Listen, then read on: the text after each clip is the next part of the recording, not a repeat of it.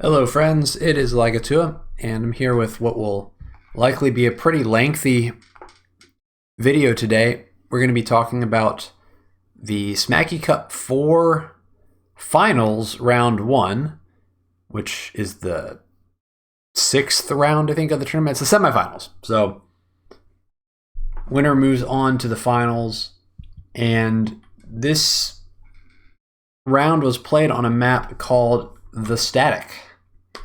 It's a bit of an older map.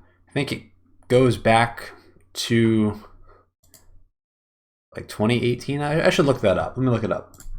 Okay, this map dates back to 2018. So this map is almost 7 years old.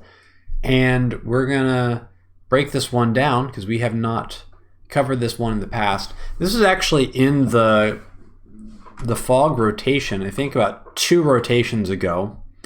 And I think I got selected, or this map got selected for me once, but it ended up being like a day 1 draw for some reason or another. I don't remember exactly what the situation was. It might have been a CO matchup that I didn't want to play, or my opponent didn't want to play. But anyway, bottom line is it was in the rotation, but I never ended up having a proper game on it. So the game that we're going to be covering today was my first game ever on this map. So let's get into what is going on this map, because if you're looking at it from the start, it does look a little bit strange. So probably the first thing you'll notice is that we got a pre-deployed artillery here, and it's on top of this pipe seam, or this pipe rather, and so it can't really move because you can't move on pipes. And when the game starts, these bases that you start with are kind of inside the pipes. So you get one little exit here on the side, but if you want to go to the north, then you have to bust down this pipe seam here. Now, that's not too much of a problem because you're starting with a artillery, so that artillery can reach that second pipe seam. However, the whole point is that this other pipe seam that is right next to the artillery can also be broken down, and if you do choose to break this pipe seam down, then the artillery is actually free to move off of the pipes and join your army. Okay. Normally I don't talk about the pipe seams until a little bit later in the map breakdown, but this one is staring us in the face, so just wanted to explain kind of how the mechanic works, and then we'll get more into the decision making about it later on. But as you can see here in this replay that I kind of paused and unpaused, by day 4 and really by day 3, right? This pipe seam is going to be broken down from the artillery, and that's going to enable your infantry to go this way, and then also your vehicles to kind of come out this way or head to the center of the map this way. So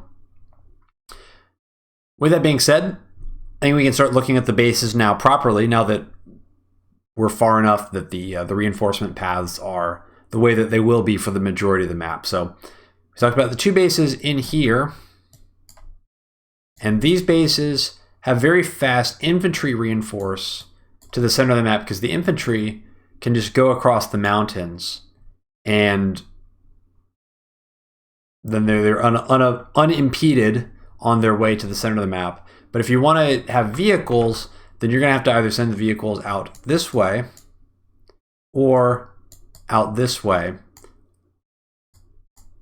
to ultimately make it into the center via this path or down here as well. And then also the corners are accessible if you continue going in that direction. So overall, the movement of the fronts, I guess, the reinforcement paths to the fronts is not super complicated because the bases are relatively close together, and there's really only 2 paths to get anywhere on the map. You're either going left or going down, and for the other player, you're either going right or you're going up, and then your infantry, for the most part, are just going to be going directly out across the mountains. So that is relatively straightforward. You have a 3rd neutral base here that you will be capturing pretty quickly. And this base is a little bit more forward positioned, and it's also, importantly, much faster to the center of the map. If you're building from these two bases and you're trying to get to the center, you kind of have to loop around here, or you have to retrace the steps, and then you're already kind of crossing this base as well. So this base can be very fast to get to the center, relatively speaking. You can go on the shoal here and go 1, 2, 3, 4, 5, 6, and then you're already here, and depending on where you want to go to the center of the map, all of these avenues are available to you with minimal running around mountains and forests and things like that. So this is going to be, it's likely going to be your primary vehicle base in the mid game, and especially the early mid game, when you only have enough money to be buying one vehicle, or maybe one tank, one recon, kind of in the 10K to 12K range, because this is going to be the base that will get your vehicles out to the part of the map where they're fighting the fastest. Additionally, it's going to be able to get you access to this corner this way, and this corner for the other player very, very quickly. And so that's going to probably become your strong side by default. Although, to be honest, you do have some level of choice about which side is going to end up becoming your strong side. So if we look at the pure reinforcement distance to these corners, and we're going to start with this base here. So you're looking at 1, 2, 3, 4, 5, 6, 1, 2, 3, 4, 5, 6. So your 2 tank move line is going to be right around here. So you're not quite making it to this city in 2 tank moves. And I think it's like here. So 1, 2, 3, 4, 5, 6, 1, 2, 3, 4, 5, 6. Yeah, so you're looking at like here basically. Yeah, so this is your 2 tank move line, and then all this stuff in the corner is going to be 3, and this is 2. And then if you're coming from the other side, so we've got 1, 2, 3, 4, 5, 6, 1, 2, 3, 4, 5, 6.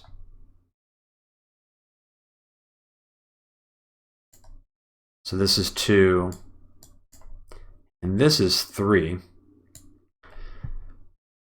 So technically speaking, this set of properties is closer to the reinforcement from the player in the top right corner. But at the same time, ultimately this area, this whole corner, is 3 tank moves away for both players.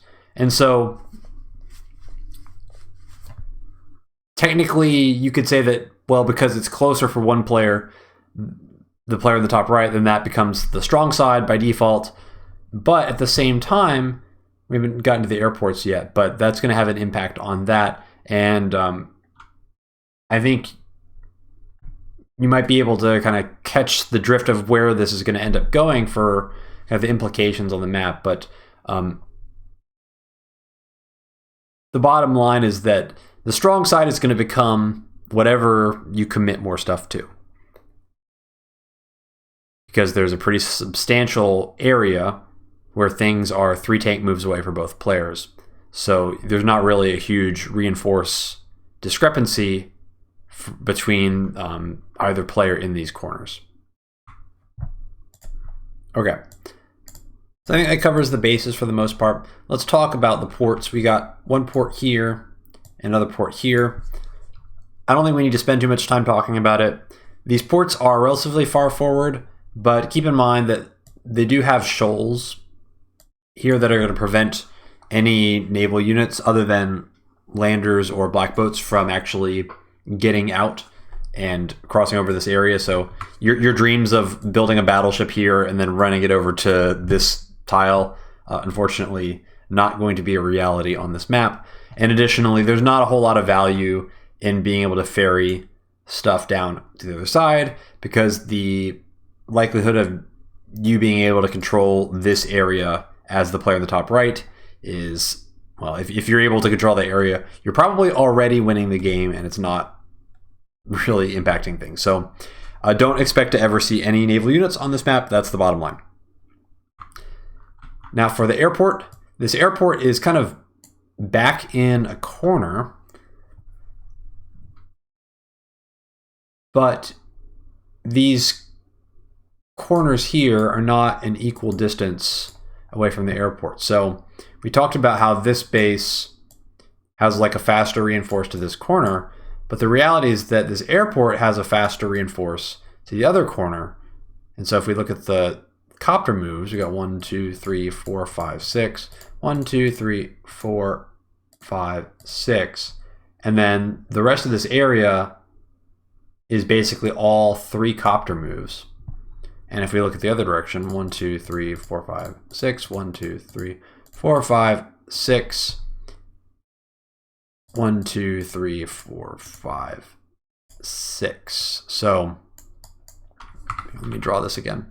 So this is kind of your 3 copter move line going in this direction, and going the other way, you have a little bit more space where kind of all this area is pretty safely within 3 copter moves of the airport. So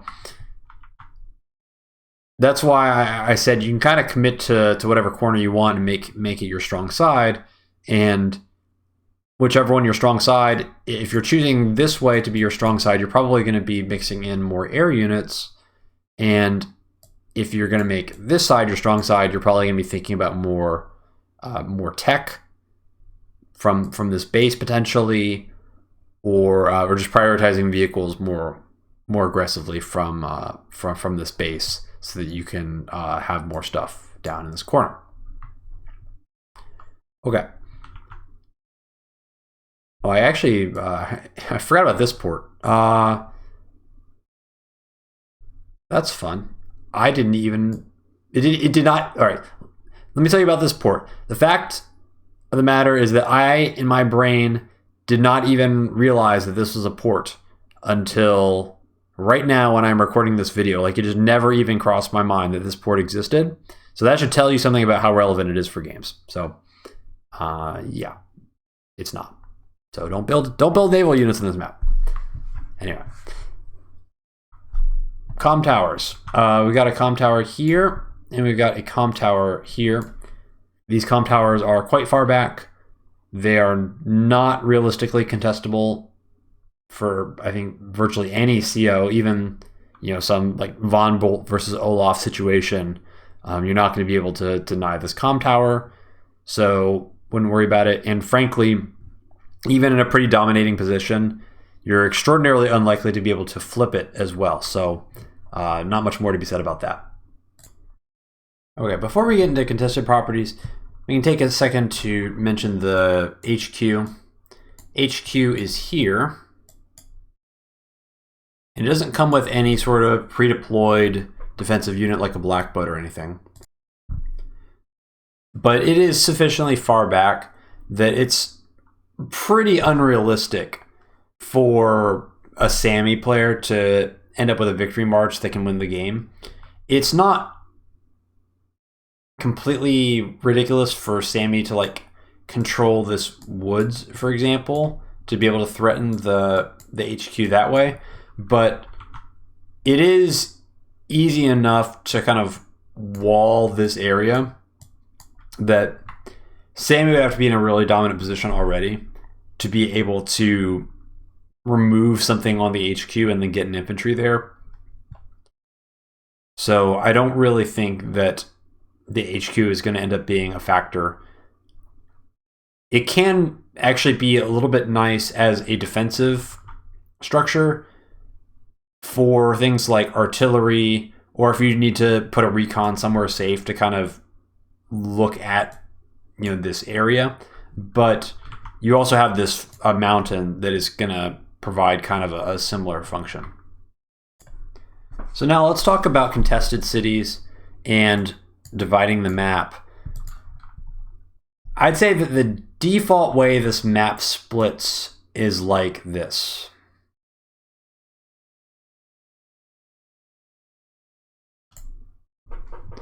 Yeah, this is the default, but in theory, it could also split like that, the other way, where the corners get flipped.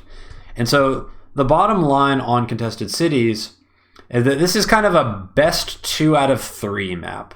And what I mean by that is that you've got really 3 very separate areas of conflict in this map. You've got this center area, and you've got the 2 sides. And so the idea is, if the first player to win 2 out of those 3 conflict zones is probably going to end up winning. So at a high level, it's very simple to think about. And when it comes to contested cities, well, it's just the cities in all the areas that I've circled. And so these are all very, very contested. Now, in the corners, this city is probably more easy to flip than this one, because this city, the 2 tank moves from this base here can get to here to potentially attack something on the city. So that one's a little bit more difficult to flip. And then this is clearly in the 3 tank reinforce range for both players. But in practice, what tends to happen is you win a corner and you get both these cities. Or you kind of stall a corner and both these cities kind of get denied together. So it's kind of weird if one player would have one city and the other player would have the other city. Like that, it tends not to happen that much. And then these cities in the center, these cities are very, very flippable. And the biggest reason why they are flippable is actually these woods that are next to the cities.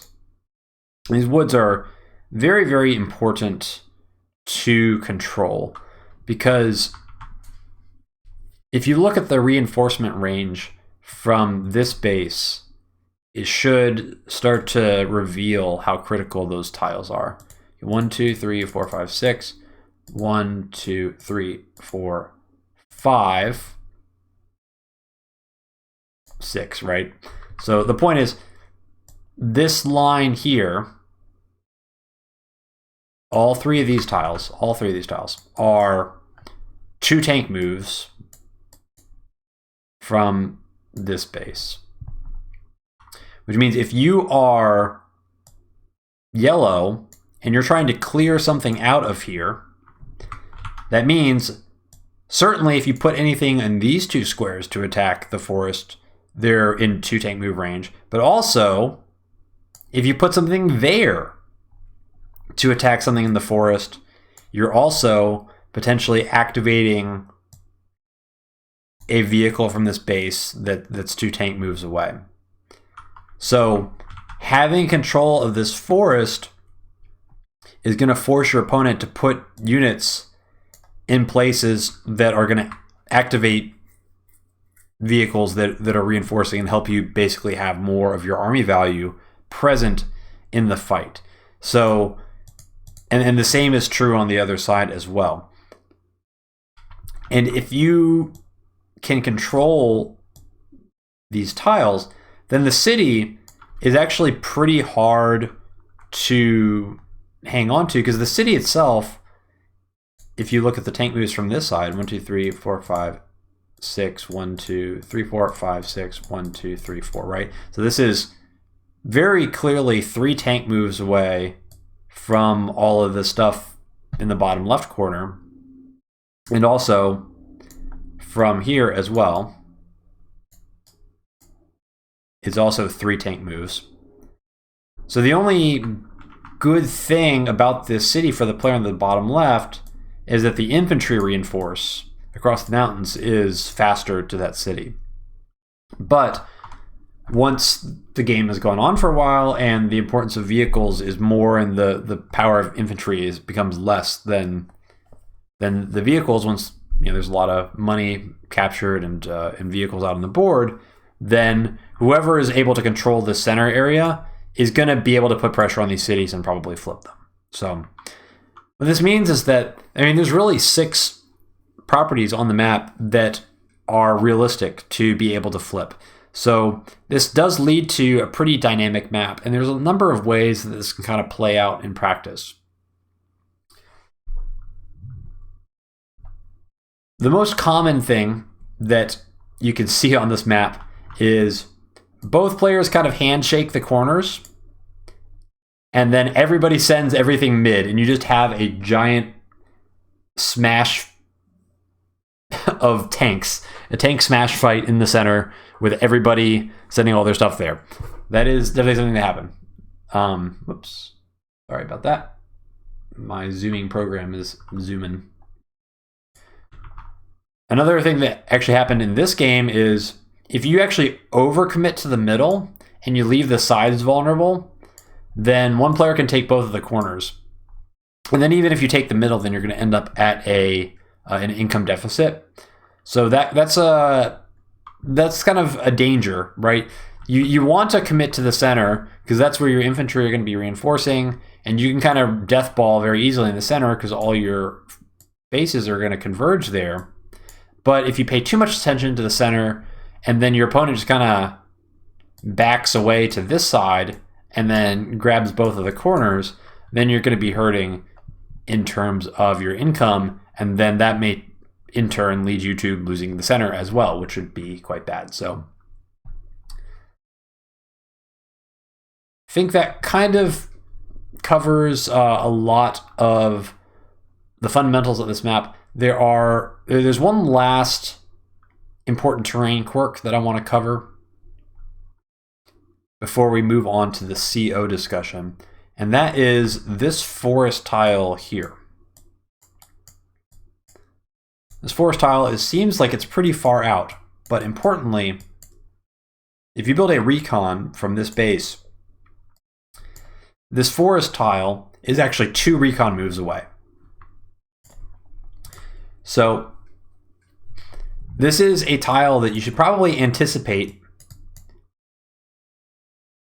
either you having recons in or your opponent having recons in, depending on which side you're looking at here. And you need to be aware of that because this tile here, if there's a recon in there, it's going to give really great vision of units that are reinforcing to the corners. So you can see all the way to here. And so that means any units that are coming from this base are going to be really easy to see. And it's going to be easy to see if you're reinforcing towards the center or reinforcing towards the side, because the recon is going to be able to see basically both reinforcement paths there. So that's something to keep in mind. And also this forest tile is very, very safe because there's a C tile to the north here. So it feels kind of dangerous because it's like right next to this reinforcement path and it's pretty close to this city, which is kind of a safe city for your opponent. But at the same time, like if you got a recon in here, what is your opponent going to be able to do to actually get rid of this thing? Maybe if they use a copter here, that could be one way. But unless they have some way to one-shot the recon with like a power or something like that, you're going to have to put an infantry or something on this really, really exposed tile that's next to a city. So in practice, if you get a recon in here, it's going to be pretty tough to get rid of, and it's going to provide you some really useful information if you can actually pull it off. So that is something that if you get the opportunity, especially in the early game, because you're going to probably have a recon built from this base, this is a good place to try and sneak a recon into early to give you some information that will help you make some better decisions in your mid game. Okay, I think that covers most of what I wanted to talk about with the mechanics of the map. Let's move on and start talking about COs. This round of the tournament was a tier 4 round, which I'm always down to play tier 4. As I've said a million times when talking about tier 4, the power differences between tier 4 COs are relatively minor for the most part on most maps. And so almost always, if you're playing a tier 4 matchup, the player who plays better is going to end up winning regardless of what CO you pick. It's not a universal truth, but it tends to be the case in tier 4, and it's definitely the case in tier 4 more so than any other tier. So take that for what it is. And this is a very good Jake map because there's a lot of infantry fighting. The center has a lot of grass, and these corners have a lot of grass as well, a lot of plains, and so those can allow infantry to defend without any vehicle support much more easily. Unfortunately, for both of us in this round of the tournament, Jake is actually banned. So Jake was not an option for us to choose in this round of the tournament, which leaves a couple of options. You've got your typical cast of tier 4 COs. You got Sammy, Cole, Adder, and Jess.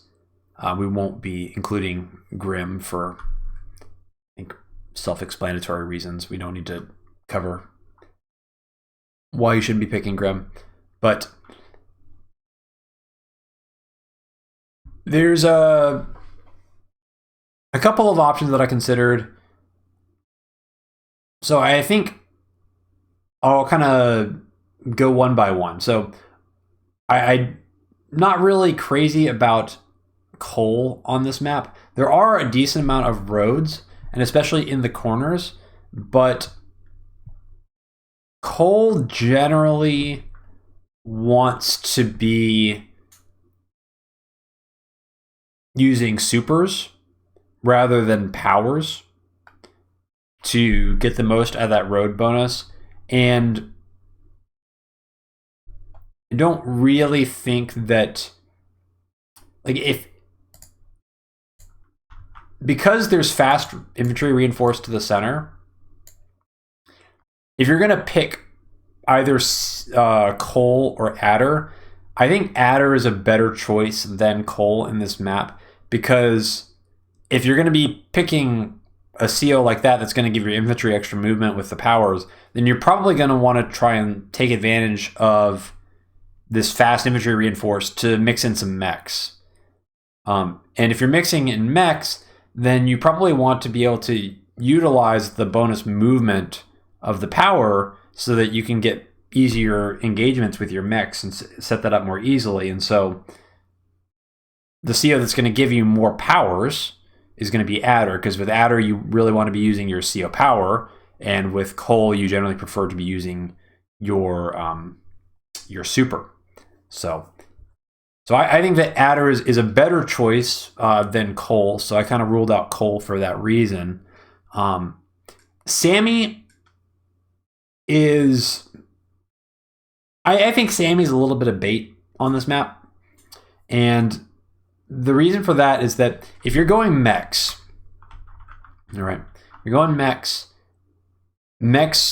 get to the center very quickly, and obviously as Sammy, you're going to be playing very heavily into mechs, but Sammy has this issue of these fronts are just very separated, and it's, if you're focusing on mechs, it's very easy to fall into this trap of just like deathballing center, and then you're really strong in the center, but then you just get crushed on both of the sides, and now you're down a bunch of properties. Mechs are very immobile on this map, and as mechs you want to deathball pretty hard, right? You can't. You want to have a way to deal with an opponent that sees that you've got like 3 mechs in the center and just decides, okay, I'll go elsewhere. And that's not very easy for Sammy to do on this map, because if you're trying to get mechs from like here and then you want to shift it to another front, like it's going to take them forever to get all the way down here, or forever to get all the way up here. So it just becomes very, very challenging, and so you have to invest a lot into T-Copters to make that work. And it's if you invest too much in T-Copters, then you run the potential of getting run over in the center early on, and then that creates other problems as well. So I think it's tough for Sammy, and it's not impossible, right? Because being able to get infantry to the center is pretty good, and the capture power does make you pretty resilient against harass in the early game. But I wasn't really feeling the Sammy pick here either. So that pretty much just leaves us Adder versus Jess. And I ultimately ended up going with Jess. And the main reason for this is these bases on some of the other maps, there's either been like an infantry only base or one base that has just really horrible reinforcement with vehicles to the front line because there's like mountains in the way, or whatever the terrain may be. But all three of these bases are relatively unimpeded getting to the front lines, other than having to go around these pipe seams and things like that. But the point is, it's very realistic to end up building 3 vehicles in a turn on a map like this.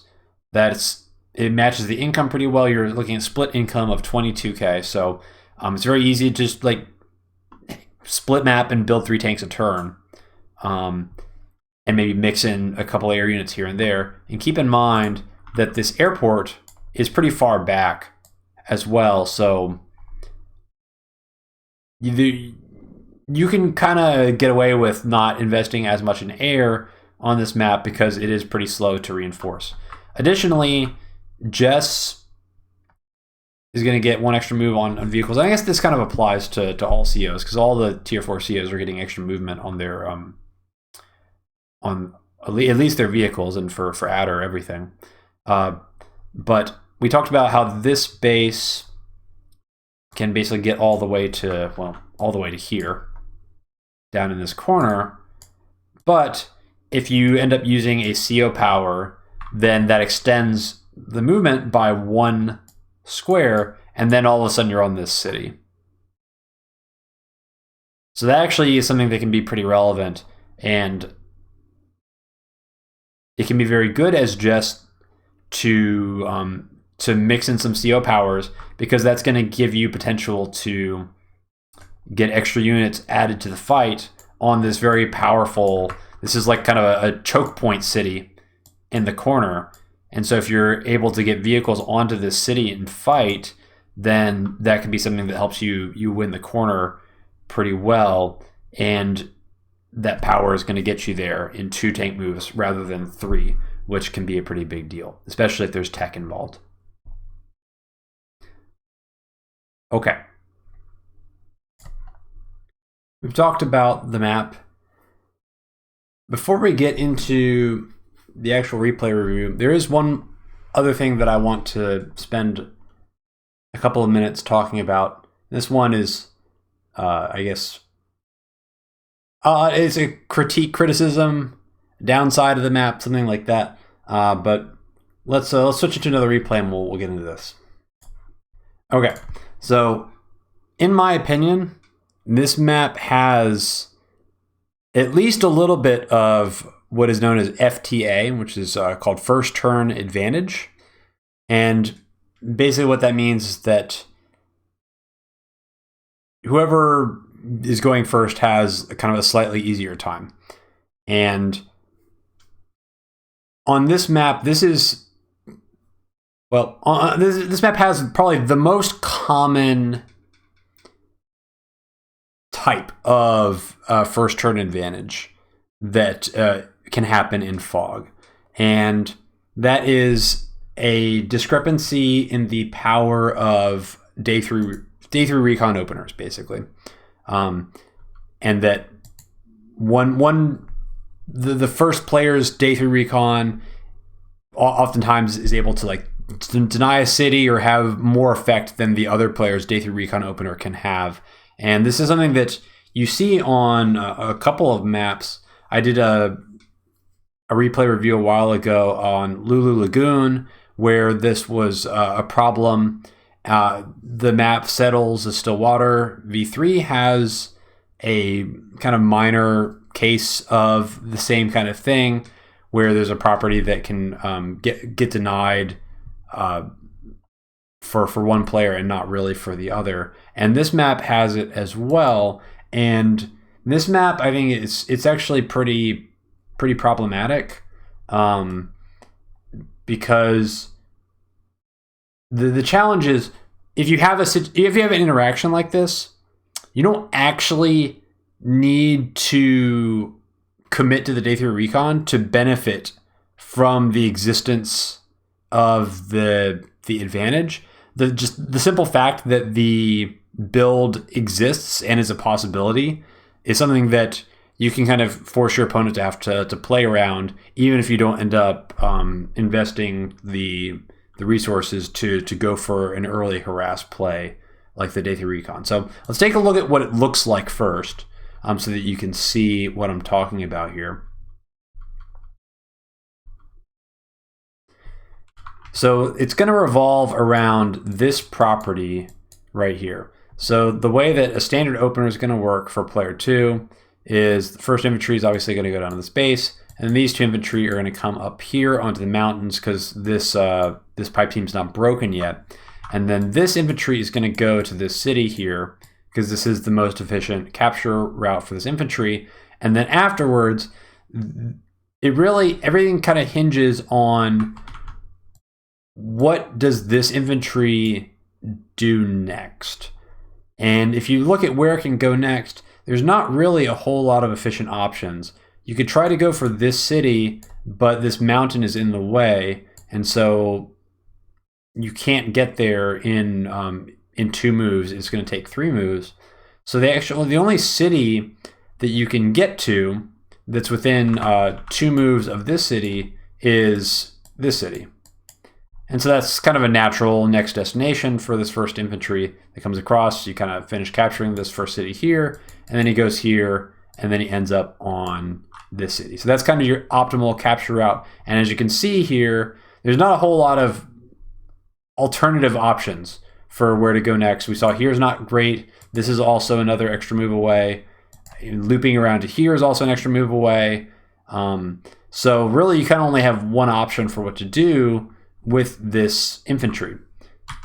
But if your opponent goes day 3 recon, what can happen is that this recon can actually get onto this city here,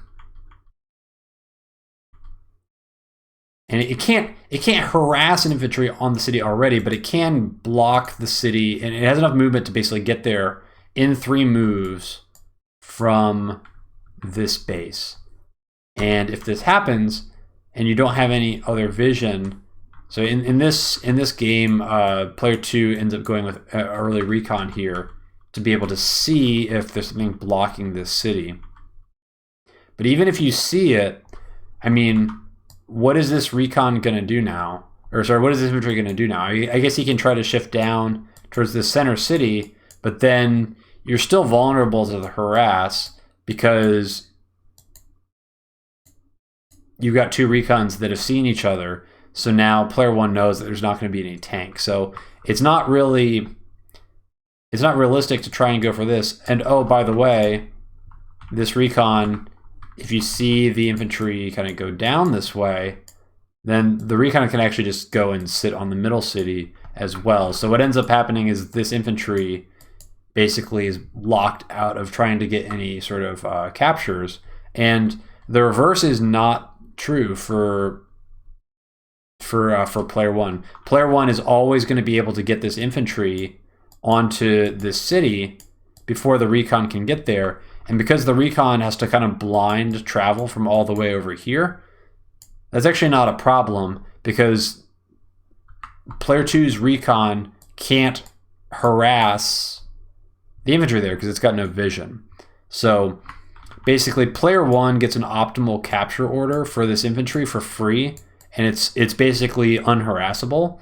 But player 2 has to worry about a pretty potent attack line onto the city, and there's not really a good backup option for this infantry, as you can see here. Now it's still stuck and can't really accomplish anything. So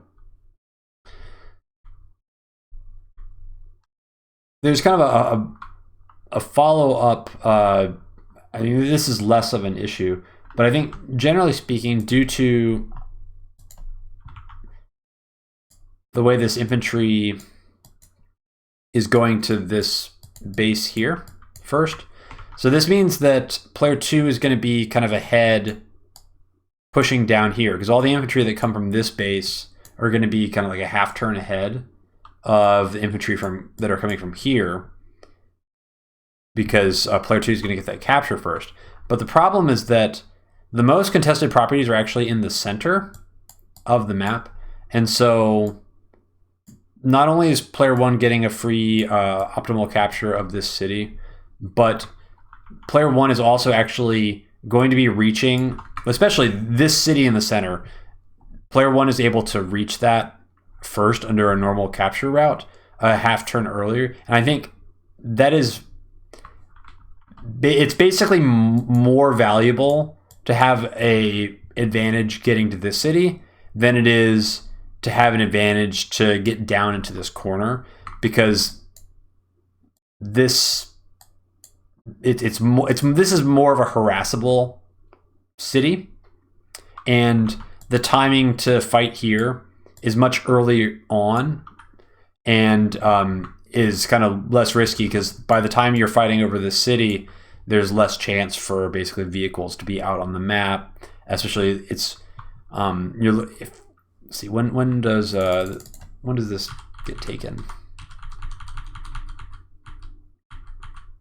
Yeah, so it gets captured on day 8. So yeah, so I mean, this guy has been parked in this city for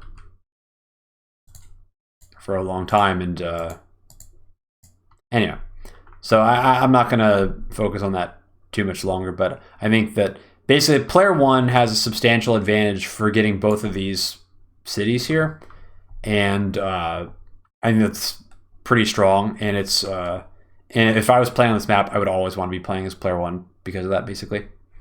So anyway, that's just my rant on FTA. It's kind of a challenging thing to solve for, and this is still a pretty subtle case of it.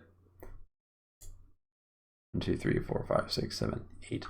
So I mean, if you're trying to solve for something like this, maybe you could like make one of these road tiles and turn it to planes. That would probably be my suggestion on how to deal with that. So that the recon can't get on top of the city, and then at least you add some risk where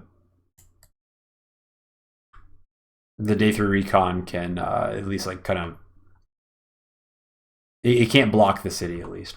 I guess that's the point. So okay, enough complaining about that. Let's get into this game. Okay, we are in the game now, and I'm going to be playing as player 2, and we've got a Jess Mirror here. And Jess Mirror is not really one of my favorite matchups. This matchup is characterized by it's a knife fight. So tanks are really, really powerful. Recons are very, very vulnerable because all the tanks get plus 10% damage, and so that leads to one-hit kills for recons when they're on roads or shoals, and any sort of chip damage on the recon is going to enable one-hit kills on planes as well, potentially. So what this means is it's pretty hard to keep recons alive, and some of the early kind of rock, paper, scissors can get a little bit amplified by that, because if you have a recon that gets exposed early on or gets caught, a lot of times that recon is going to be dying instead of getting away with 1 or 2 HP. And even if you get a recon that gets kind of popped, having a 1 or 2 HP recon is still actually pretty valuable for information, even if it's not going to be helping out a lot in combat. So Yeah, this matchup is very, very volatile and somewhat less less positional, I would say, than some of the other matchups that I've played recently. Like, contrast it with something like a Von Bolt mirror or something like that, where it's like you got to really focus on what terrain you're controlling and walling and things like that. And then Jess is like, well, I superpower and I kill infantry on like any terrain. So good luck with walling, and things like that. And lots of things die in one hit when you're Jess and when you've got powers activated. And I suppose I should spend a minute and talk about my opponent. My opponent is izanagi007. He's had a really good run to make it to the finals. I don't know what his best performance is in a tournament, but I imagine this is probably up there, making it this far. And izanagi007 is well known in the community. I think primarily because izanagi007 pretty much picks grit whenever grit is an option on a map. And because of this, his overall record is actually not super good, but it's primarily due to the fact that he memes a lot and is not actually, the record is not really a reflection of the level of skill of this player. So, regardless of my opponent, I'm never going to ever take an opponent lightly, and I'm always going to try to give it my all and do my best to win. So I'm definitely like not making any assumptions based on like the record or anything like that. Like I'm always going to take my opponent seriously, and I know that my opponent is very capable. And especially in a matchup like this, sometimes, I think everybody would say that I was probably the favorite going into this map, but sometimes that can actually be very difficult in a volatile matchup like a Just Mirror, because your opponent feels like they need to take risks to win or something like that, and they play more freely and more decisively. That can actually create a lot of good situations if things work out, especially early on. So, yeah, being perfectly honest, like I don't know what it was about this. Like going into this game, I just had like a bad feeling about this match. Just like, ugh, I don't know. I don't know what it was. I just had a really bad feeling. But anyway, let's get this replay set up so that we can see what we're supposed to see and hide what we're supposed to hide, and we'll start talking about this thing. Nothing crazy going to be going on the first couple of turns. Everybody's going to be shooting the pipe seams to get those knocked down. Making some infantry. So now pipe seam is broken. Pipe seam is broken. And already I'm doing something interesting. So I talked a little bit about the FTA issue. And so my counter to this situation is I'm actually going to be sending this first infantry here, and I'm going to skip this property. I'm actually going to send him straight to this city. And this is my way of dealing with the FTA. It's a little bit inefficient because, well, it's going to guarantee that I get this city, first of all. That's pretty important. It also is kind of a counter to the day 3 recon, because the day 3 recon has to come from this city, and the timing works out that if the day 3 recon is going to try and block this city, it's going to end up bonking into my infantry, which will have completed the capture already. And so that would basically tell me for free whether there's actually a day 3 recon going on, which is actually pretty valuable information, because it lets me make decisions elsewhere on the map that are more optimal. The downside of this, obviously I'm skipping this city, so I'm foregoing some income there, but also once you're here, there's not a lot of good places to send the infantry for like follow-up captures. The best available option is probably this city, but it's still 2 moves away. Alternatively, you can go for the comm tower early, but having the comm tower early doesn't necessarily help you that much. It's not giving you income, and if you're capturing it before you end up fighting, then it'd be kind of better if you were going for a property instead. So regardless, that's how I'm choosing to play this out, because I don't want to deal with the possibility of getting these center properties denied by an early recon build. And especially in a Just Mirror, the recon harass is definitely a potential that I need to respect. So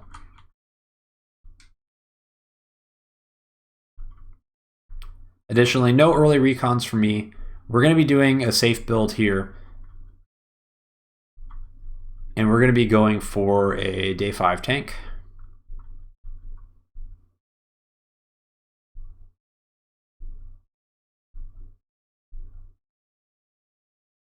And the idea here is we want to kind of get a feel. So we want to know if we're going to be up against a day 3 recon, and we should be able to find that out, not this turn, but the following turn. We should, if a recon bumps into us, then it's a day 3 recon, and if not, it probably wasn't. But our hope is that we can basically get these center properties relatively freely, and then we're going to try and push the corners really aggressively. And so this guy is going to come actually down to this port, and we're going to try and basically lock down these 2 cities, ideally before we can get harassed. Additionally, we're going to try and build up some strength in this area, and if we get harassed in the center, then ideally we can come down and shift down here, but if we don't, then we're already in position to shift to the corner and try to contest here with a lot of strength early on. There's our tank.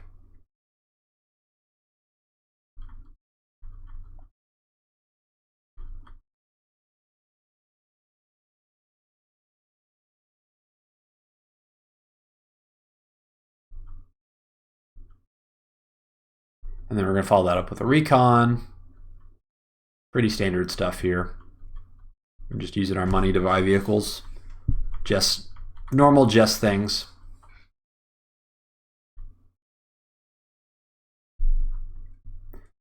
All right, and so we're just trying to be as efficient as possible with this capture order. This guy is going to go here. This guy is going to go here. We also have the option to send him here as well. And then this is what's awkward about this build. So we got these guys. What do we do with this? So one thing that we can do is we could send this guy into the forest and then next turn down here to kind of block the forest to increase the likelihood of this capture. So in like there's a few kind of options here. So let's look at like the greediest one first. So the greedy one is this guy goes here next turn, this guy goes here next turn, here, and then this guy goes for the comm tower. This is like max greed, but this is the most efficient way. The less greedy option would be this guy here, and then this guy's already moved, but then basically these 2 guys end up here. And so by controlling this forest, you make it a lot less likely that you're going to get harassed on this city. And then we do have this tank that is also in position to potentially do any counter harass here.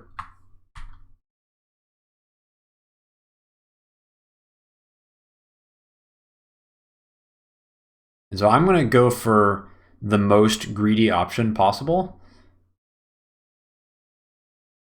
because I have this tank here.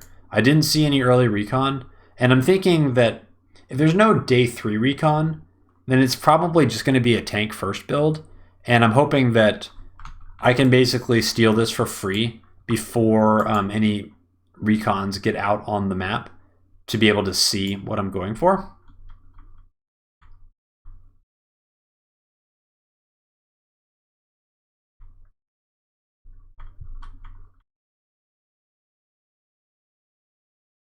We put him here. And then we're just going to go for the most greedy captures possible. And we want to get this recon over to here because our goal is that we want to pop out of this corner with a lot more vehicles than our opponent is expecting. Because normally what you do is you kind of build all your vehicles out of this base. But I'm actually not doing that. I'm focusing almost all my vehicles on this side, and I'm hoping that my opponent will kind of give me this corner for free, expecting that I'll be spamming vehicles out of here, when actually I'm spamming vehicles out of here, and then I show up with a lot of stuff, surprisingly, here, and then I end up with my corner taken and the ability to deny the other corner. And then this also gives me a lot of infantry pushing in this direction as well to allow me to compensate for if I'm able to get the captures, then I can kind of slow down any sort of counterattack just by having a lot of infantry down that corner. So that's the game plan.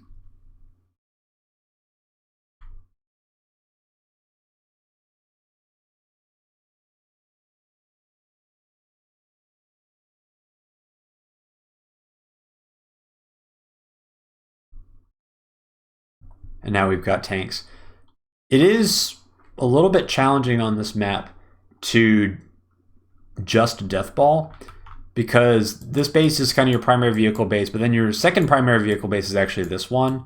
And so you kind of have to split your vehicles across the fronts. You can't just commit to one side entirely,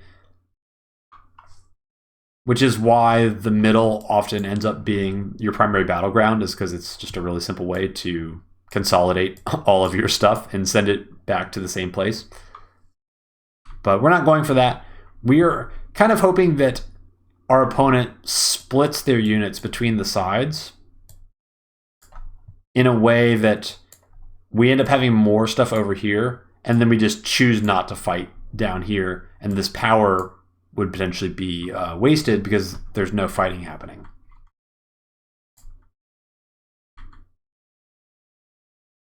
But unfortunately, things go awry very, very quickly. And my greedy plan to use this infantry to get the early comm tower, well, now this is really, really bad, because this infantry gets popped. And again, this is kind of the combination of the day 3 recon FTA, and then also player 1 being able to get access to the center faster.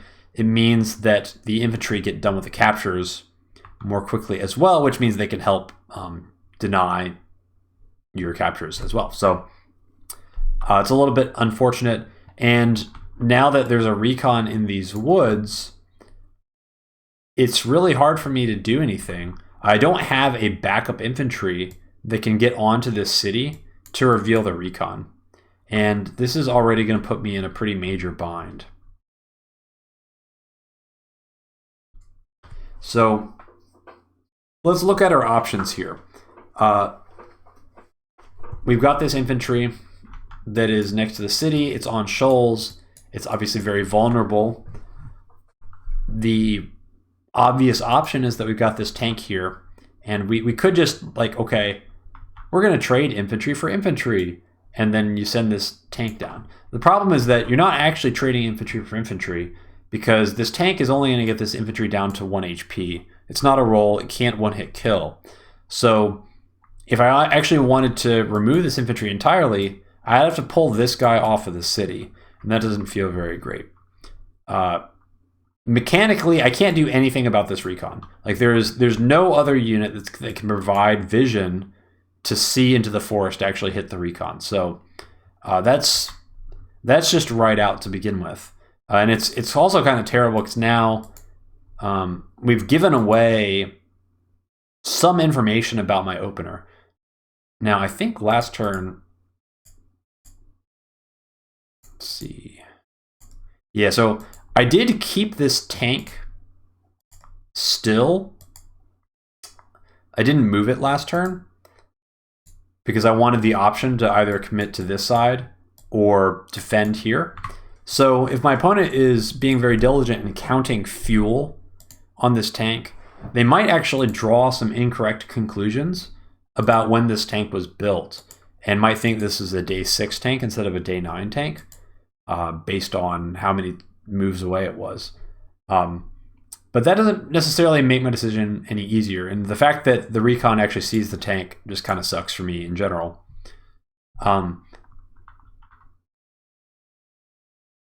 So I can still send this tank down, and I can hit the infantry, and bring it down to 1. But that in itself poses a lot of risks, because it's entirely possible for my opponent to have 2 tanks in position from this side to counterattack my tank on this city. And additionally, because I know that the recon is in here and controlling this tile, it's actually a very easy removal, because just tanks are able to remove tanks off cities. It's a guaranteed attack as long as my opponent has the comm tower. There's no rolling involved in that. So if I send this tank in and fight the infantry, there is a world where my opponent has 2 tanks ready to pounce on me. And sure, one of those tanks is going to end up on the shoal, and then we're chaining. But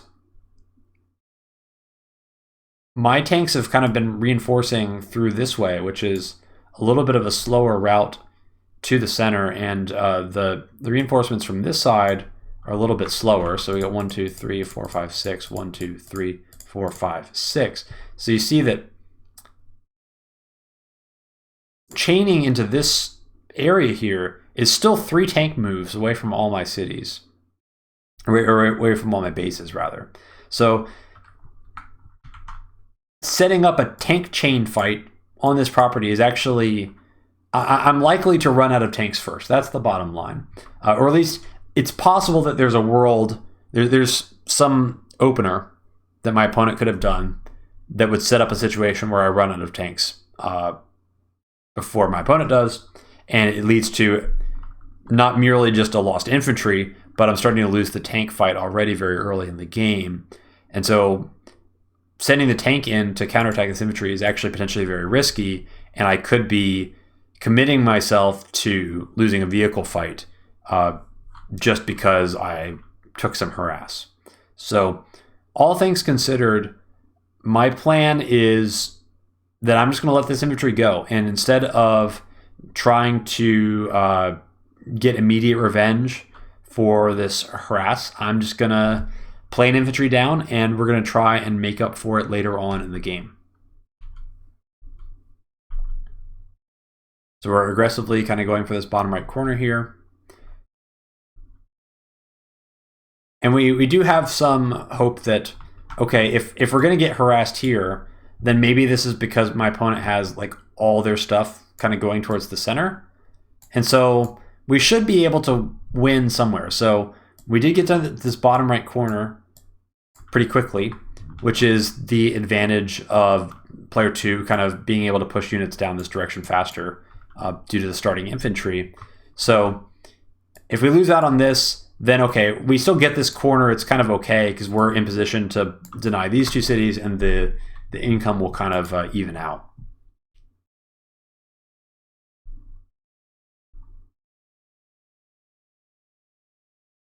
And setting up in this forest, it's a little bit early for anything to be popping out. So we move this tank back here because we don't want to give away that we're preparing to ambush anything up in the top left. Because if there's stuff here and then it's really obvious that we're trying to go top left, it's very easy for all this stuff to just kind of shift this way and then be ready to counterattack me. So we really need the element of surprise up in this top left corner if we're going to make our plan work. So we move this tank back, and then the idea is now that it's out of the recon range, next turn we can kind of shift it up into this corner, and we're expecting nothing to happen here so that we've got one more turn to prepare, and then the following turn we can show up with a lot of units. We also need, I could send this guy up here, but I'm not completely sure of what I want to do. And if this infantry goes and tries to capture this city, we actually have to respect that and have enough tanks here to be able to fight for this property, because you can't just give up both center cities immediately on day 9. Like you're putting yourself at a real serious disadvantage by doing that. So we have to respect the threat to go crazy on the center city there. So we're kind of consolidating around the choke point here, or around the pivot rather, and we want the option to be able to go this way and the option to defend this way without committing one way or the other yet until we know what the right decision is going to be.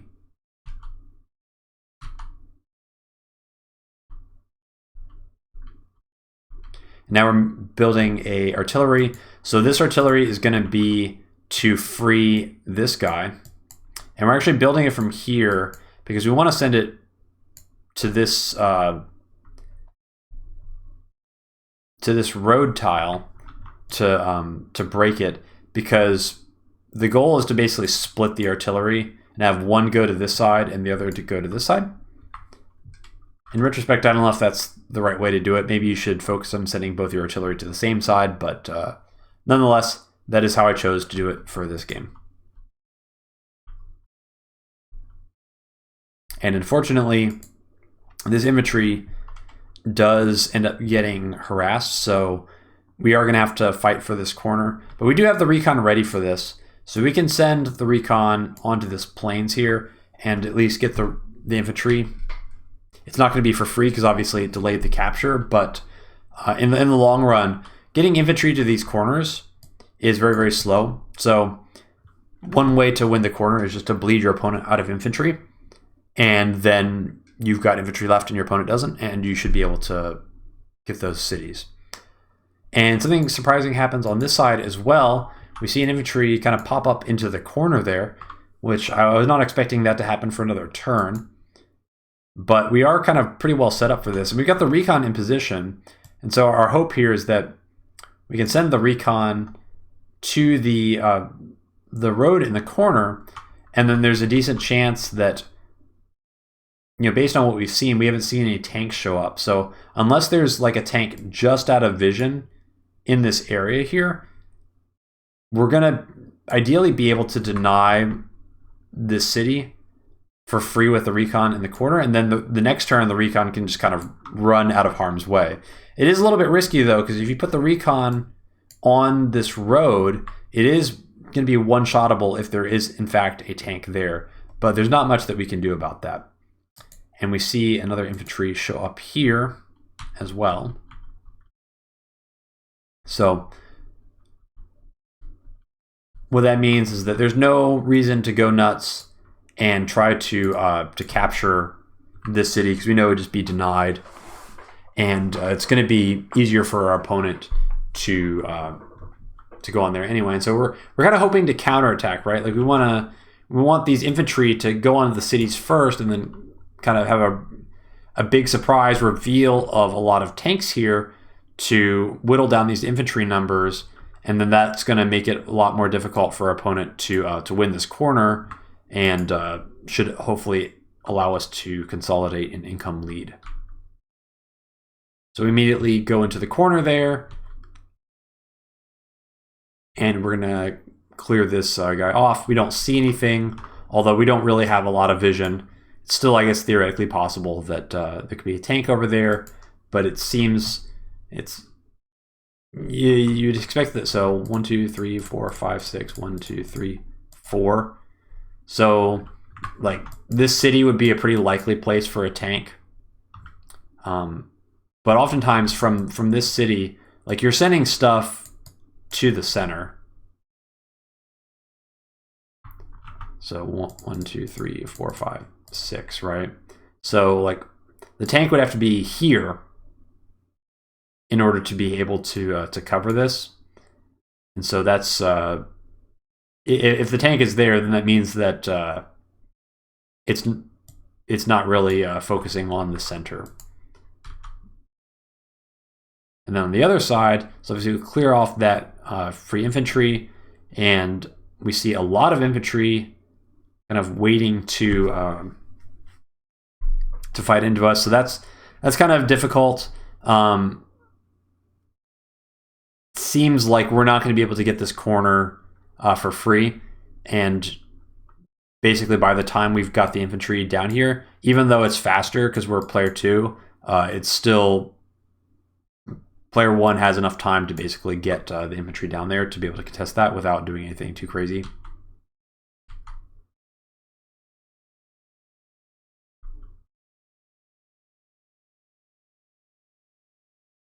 But now we're basically trying to set up an ambush. So in the event that a tank comes in here, we want to basically be able to set 2 tanks up to potentially counterattack.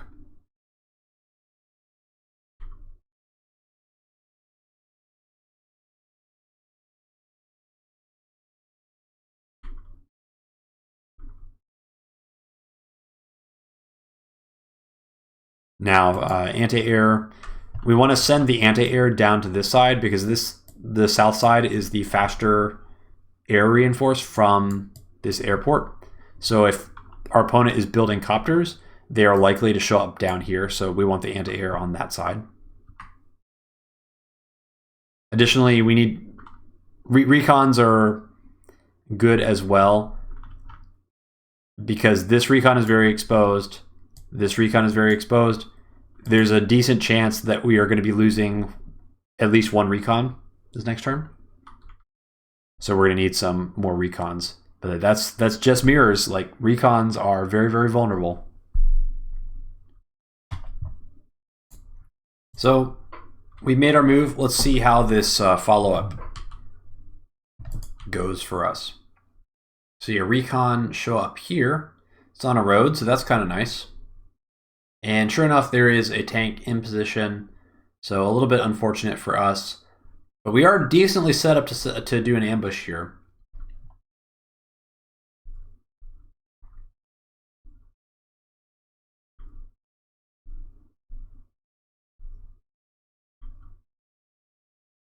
And another infantry does come in here, so. And we see a tank move down.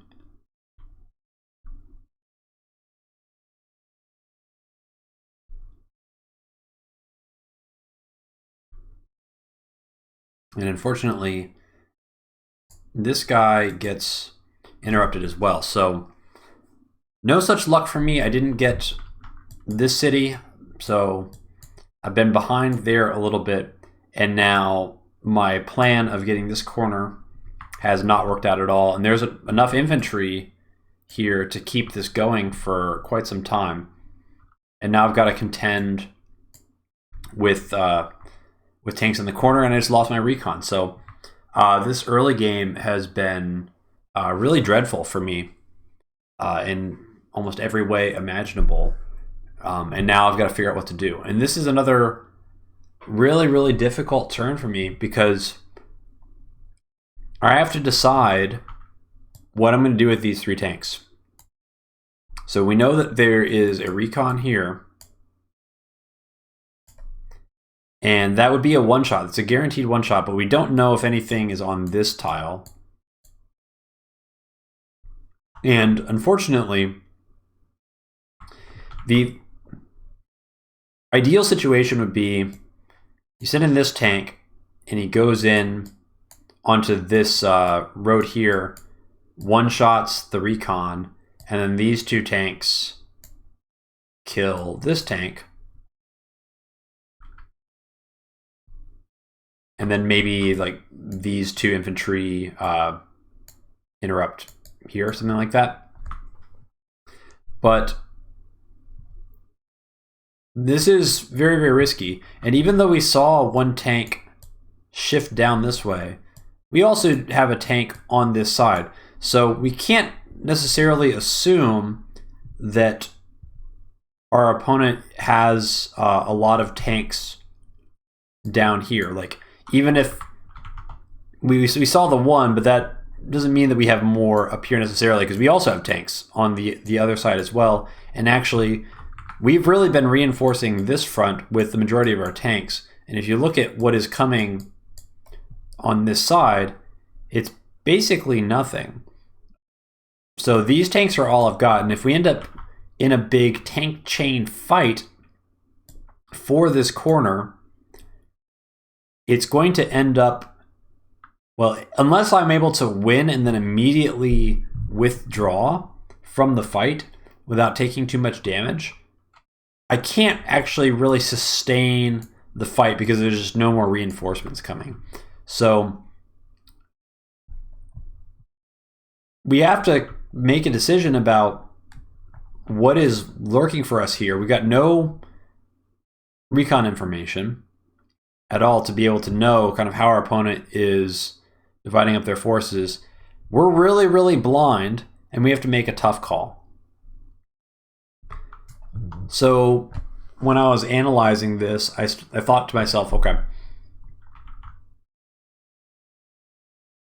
if we're gonna do this, how many tanks need to be here for this to end really badly for me? That's the bottom line. Because, so this guy really needs to go in and clean up the recon. But then once I'm on this tile, 1, 2, 3, 4, 5, 6, 1, 2, 3, 4, 5. So my tank being here puts him within 2 tank moves of this base, which could potentially be activating another tank. And if there's any other tank already here, and then there's tanks reinforcing from this base, which is like the most likely scenario, then even if we clear off this guy and we're left with a damaged tank and then another tank here on the road and then the third tank here, 2 tank first hits against my 3 tanks it's going to end up being a negative trade for me overall. And it's even possible that there could potentially be 3 tanks hidden as well if my opponent has just been spamming tanks from this base and there's only 1 tank in the bottom right corner. So there are worlds in which my opponent could do something that could lead me to really catastrophically lose this tank fight. And sure, I can remove this tank, I can remove a recon, but if I lose 2 of these 3 tanks, or at least maybe lose one of the 3 tanks and get another one first struck, or even lose one and have 2 first struck, then I'm really going to end up in a really substantial hole in the vehicle fight. And when you're playing in just mirror, so much depends on how the vehicle fight goes, because that's really what the game boils down to. So finish that capture. We want to go in here on the center. We need to force our opponent to commit to the center, to deny this.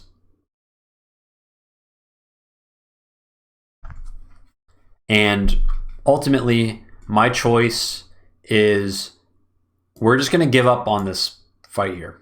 We're going to give up, and it's too risky to try and go for this tank for all the reasons that we talked about. It could be good, but there's also worlds in which we're like, potentially taking a game-losing engagement by going in here.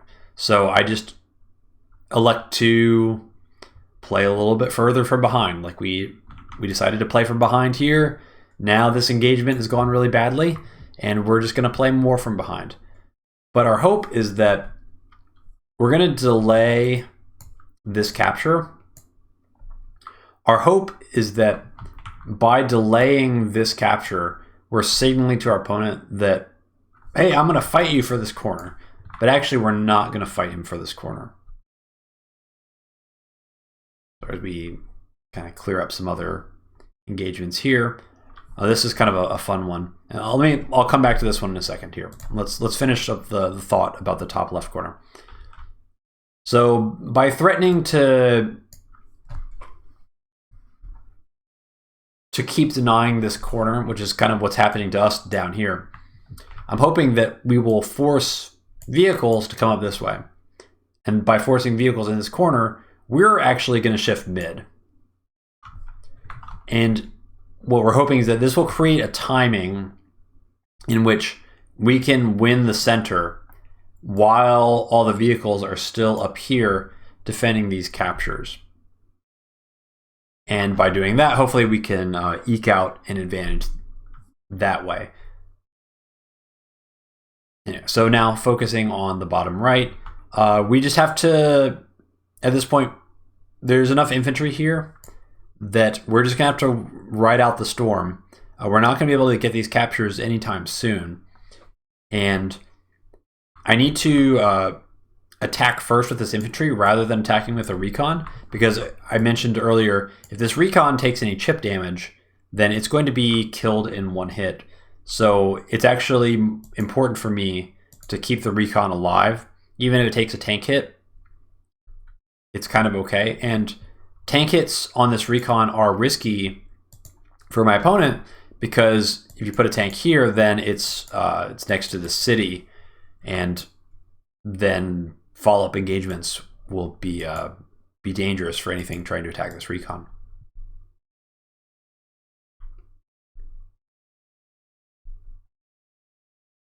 So yeah, now we're giving up on the top left, and we are running away, and the new plan is to go for the center.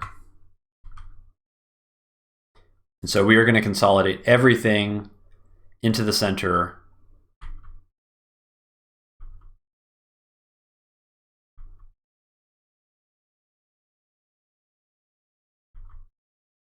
And we're going to make sure that next turn, this city belongs to us. This infantry is in position to capture it, and we are just going to send everything we've got, and we're going to body block this city with tanks. And that makes things difficult down here because we have no tank support down here in this corner. Now our opponent doesn't know that, and so we're hoping that our opponent is too scared to go into this defensive line, especially like knowing that we haven't shown any vehicles up here. We showed, I guess, one vehicle here as well. I guess these guys are also here to support this tank in case our opponent gets feisty and wants to engage there. We're ready to counterattack with everything. So it's kind of both ideas together, pulling everything to the center. But from our opponent's perspective, they should have every reason to think that we have tanks waiting here to counterattack any aggression in this corner. And so I'm hoping that will dissuade him from going in.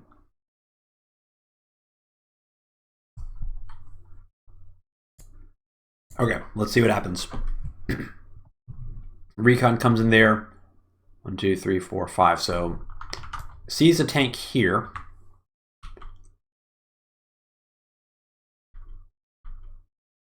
But Izanagi, realizing having a recon on this tile seems like a pretty good plan.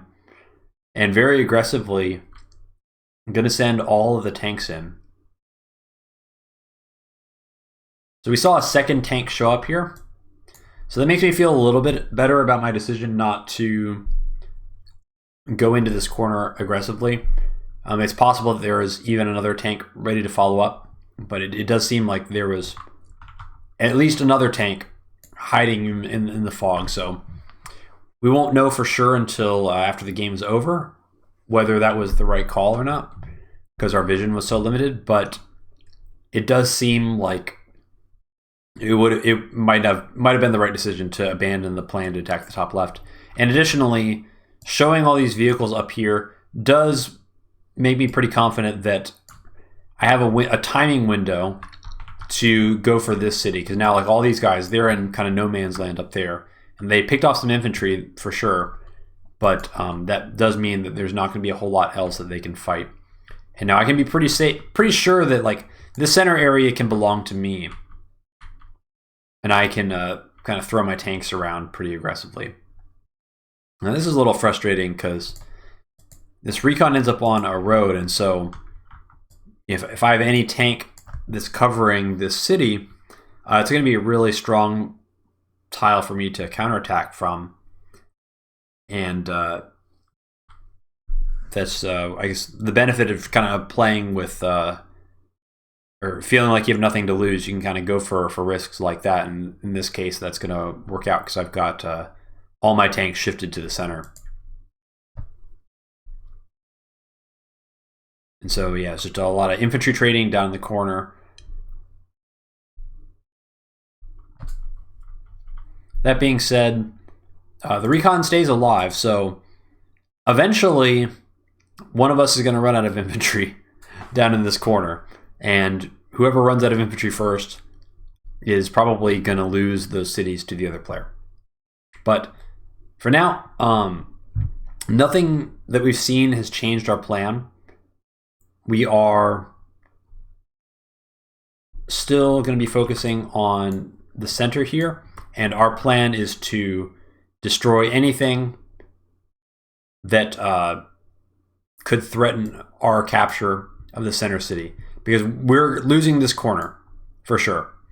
So if we lose this corner and we don't get this corner, we need some way to equalize the income. Otherwise, we're just going to be even more behind. And already the fighting, I mean, we're down basically a recon's worth of damage right now. So we can't afford to get any further behind.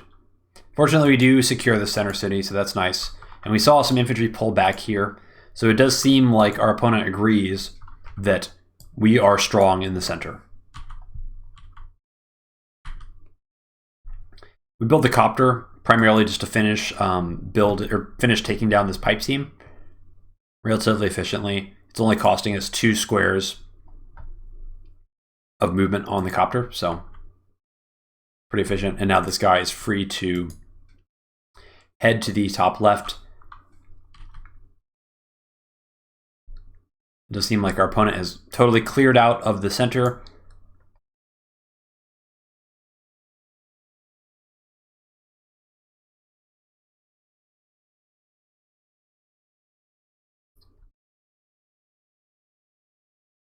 Get a little bit lucky on that roll. I don't know if that counterattack could have knocked this guy down to 9, but anyway, we got a bunch of damaged infantry down here, but damaged infantry are better than dead infantry, so don't hate that. And also, this guy is kind of hiding in the forest. It's totally pointless for this guy to go down and capture the city, so we're actually just going to kind of leave him in the forest for now. Maybe something good can come of that. And now we are going to wall this capture with everything and hope that our opponent does not have enough in position to start an engagement here on these tiles.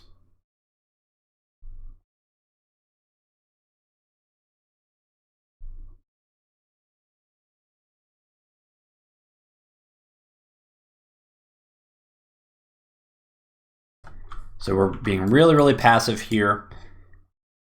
If our opponent gets feisty and tries to go for the city, we should be able to stall it out long enough with just infantry that we can shift some vehicles over there later on. So this city is generally not, it's far back enough that it's not really contested too heavily.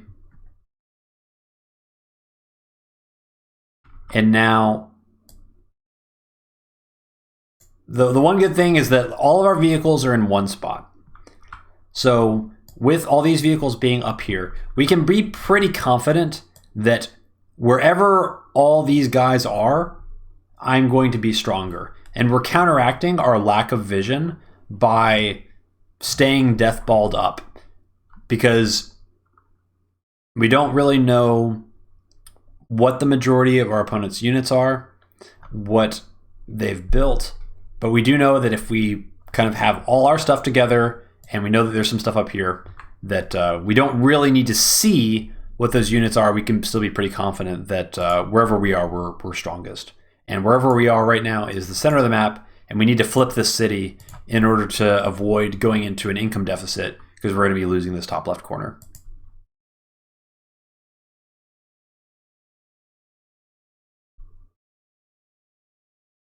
Okay, this turn, 2 tanks and an infantry. We are saving money. Next turn is neotank turn. We need a neotank because these guys, hopefully we get the center city next turn, and then, like we said, it's best 2 out of 3. We said that in the map review. So if we win center and we win this corner, that's all we need. So after we're done taking the center, we shift everything to this corner, and then the neotank, ideally arrives at the same time, and then we can be winning 2 out of 3, and we can pull this thing back.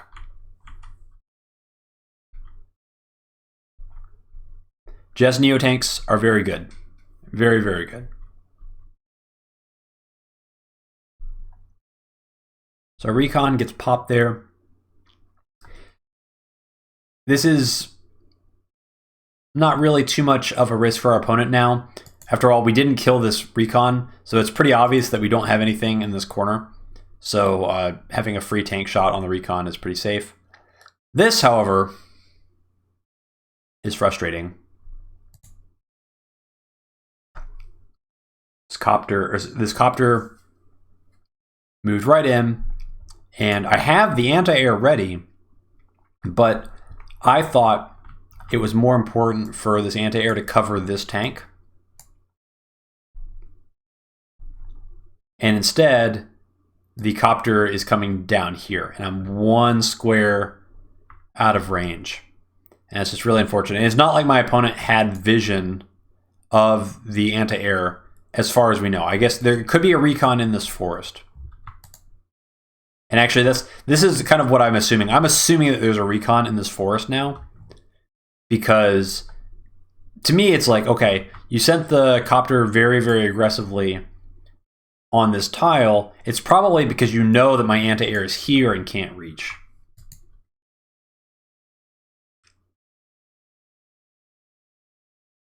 So this infantry ends up being very, very exposed. We see another tank show up.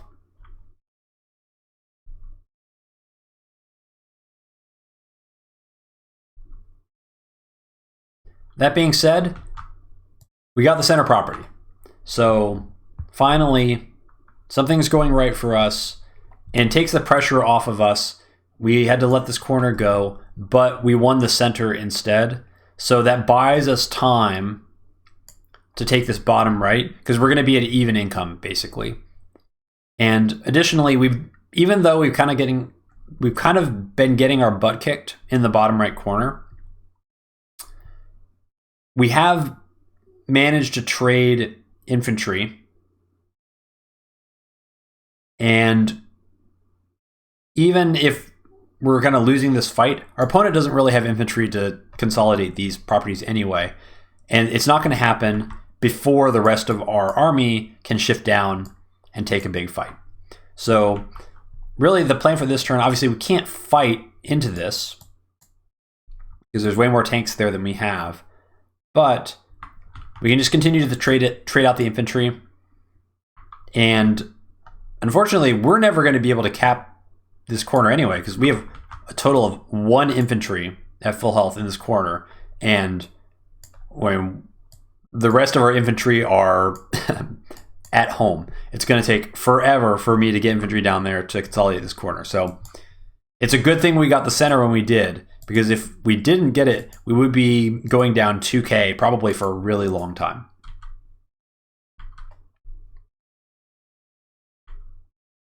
So we send the tank in. This seems like it's aggressive, knowing what we're staring at. But the reality is that if our opponent is going to engage into this tank, we're fine with that, because that's going to set off a big fight that is on our 2-turn reinforce line from this base. And that base is where we will be building a neotank this turn. So if we want to fight on this line, I'm more than happy to fight on this line. And I already have the anti-air, so I'm not scared of the copter either. Like, let's let this copter fight me. So we see the tank here with this recon. So it does seem like, okay, these are the units that were here. So we're probably not going to get pushed on this city, and everything is going to be chasing our army down to the bottom right corner. But again, the fact that there's 2 tanks up here that we know about means that as long as we pull everything that we have down to this corner, we should be stronger, at least until the rest of this stuff catches up. But we've got a timing window where we can potentially take a good fight. And now, seeing all of this stuff here, all this stuff here, I'm thinking, let's put some pressure on this area. Now, this is not a realistic capture. I don't want to put anything on this tile here to block all the access to this city, like I did with this city, because this tile is, let's see, 1, 2, 3, 4, 5, 6. 1, 2, 3, 4, 5, 6. So if I put stuff here, then I'm activating 2-turn tank reinforcements from this base. This is very foolish. Don't want to do that. So I want to stay away from that.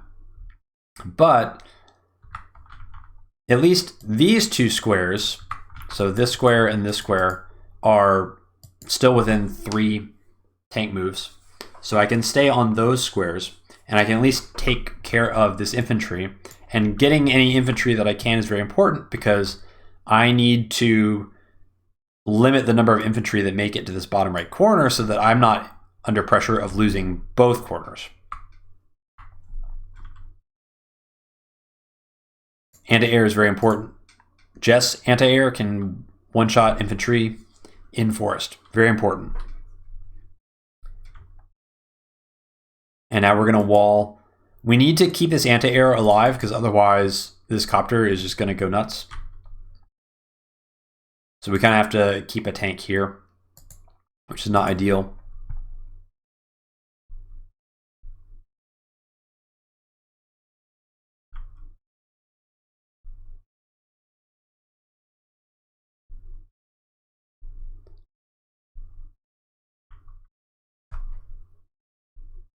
And there's our neotank. Okay, so we're kind of trying to show as much stuff as possible over here, in the hopes that our opponent will see all this stuff and be like, I just want to use this infantry to deny the capture and then not attack into the tanks. Because I do not want to actually start a fight here. I don't actually want to fight here. This is a way to kind of posture. We got a free infantry, well, not free yet, but we got a pick off on the infantry in the forest. And now this is just a pretext to shift everything to the bottom right. So we're just hoping that no fighting happens this turn. The less fighting that happens this turn, the better for me.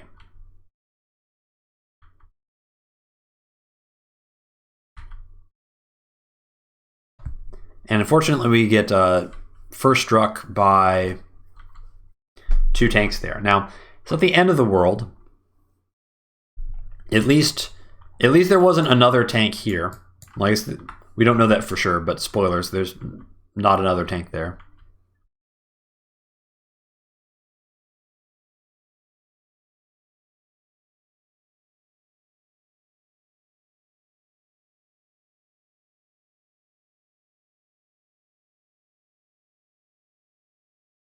Okay.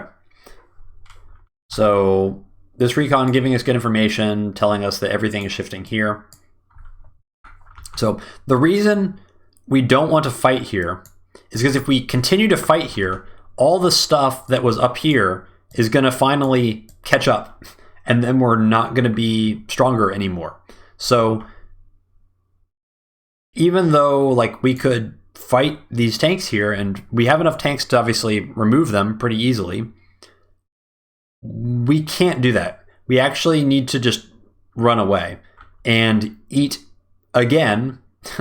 We need to continue playing further from behind. If there's been one theme of this game, it's just me getting more and more behind with every decision that I make.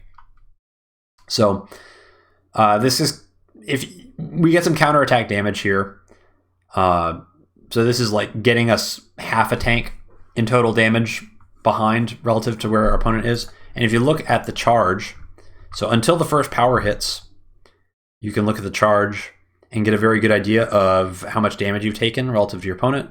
So our opponent's at like 25k, and we're at like 30k, a bit over that. So if you take the difference and you double it, that is the total difference in damage taken. So you can see I've taken 24k in damage, my opponent has taken 13k. So if you're counting at home, that's not good.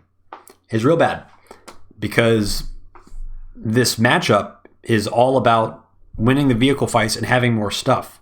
And right now it's day 14, we're on even income, and I have basically a tank and a half worth, a tank and a half of less stuff than my opponent does. So I'm losing badly, and my prospects are not that great for gaining any sort of map objectives, because we saw infantry down in this corner. I've only got this one infantry that can even attempt captures, and we can't even fight here. So unfortunately, we need to just suck it up and retreat.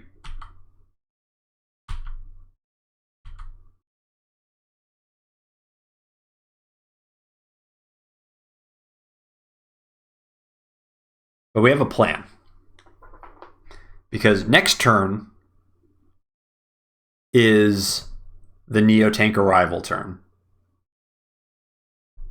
Additionally, our opponent does not know that this infantry has been here. This infantry has been chilling in the forest the entire time, and we've not revealed it once. So our opponent might think that actually we have no more infantry that can fight, that can threaten a capture in the corner. But that's not true. We hid this guy.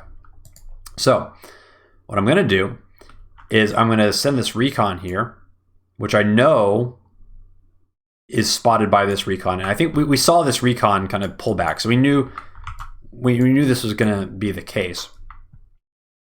We're going to put this recon on this city, and this city is 6 + 7 away from this base. And what we want is we want our opponent to attack in the bottom right for a couple of reasons. One is that if we get a good enough opportunity, we can CO power and we can get the neotank to activate something that attacks this recon. That would be really good if we get an opportunity to do that. And additionally, fighting in the bottom right is far away from all this stuff that is like racing to catch up with the army. So we know that our opponent is going to be fighting down, or is going to be fighting down 2 tanks relative to his total army strength in this bottom right corner. So that's where we want to go. That means we have to run away from this engagement here that happened in the middle. So we just run away and we repair.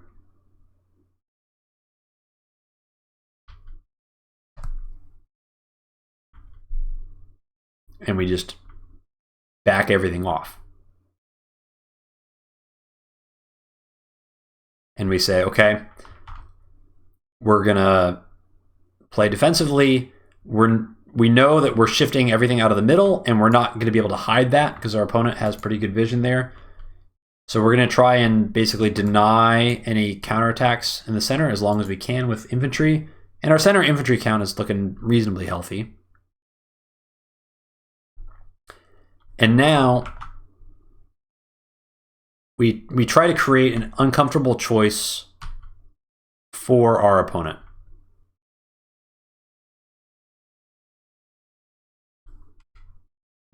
And the choice is, you let me have this city, in which case I'm going to get an income lead. I'll have a 1k income lead because I have this center city. That'd be pretty great. Or you attack all this stuff, and then I ambush you with this neotank. So it's kind of a lose-lose for my opponent. So we had to work really, really hard to set this up. We've been taking hits the entire game. We're a tank and a half down. But finally, we are set up in a position where we have the ability to make something happen if our opponent makes a wrong move.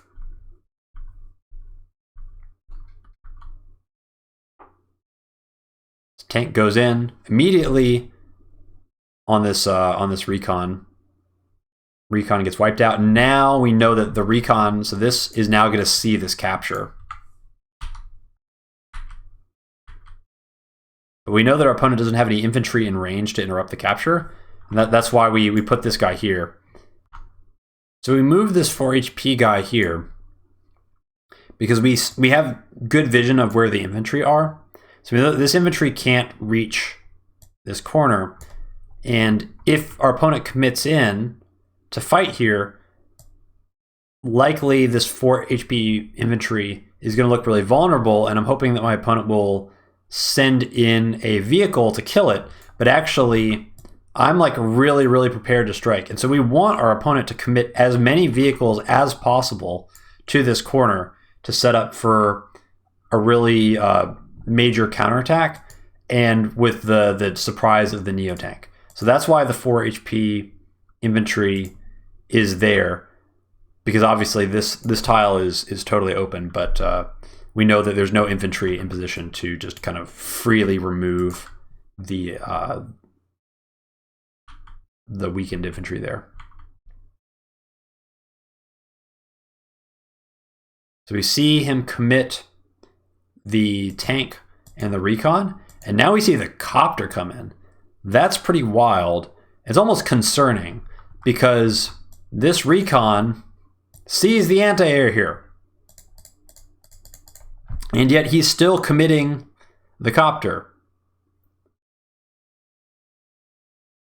I don't know what that means necessarily, but I don't like it.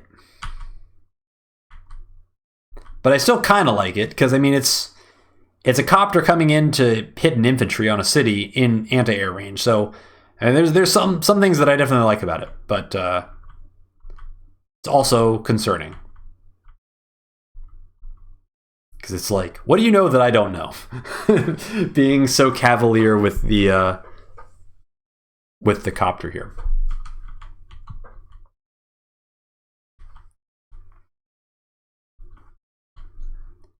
Okay, I'm gonna switch turns here, because some of this here. I'm gonna see if I fix the cities. Some of these cities are rendering incorrectly. Okay, I think everything is showing up accurately now. So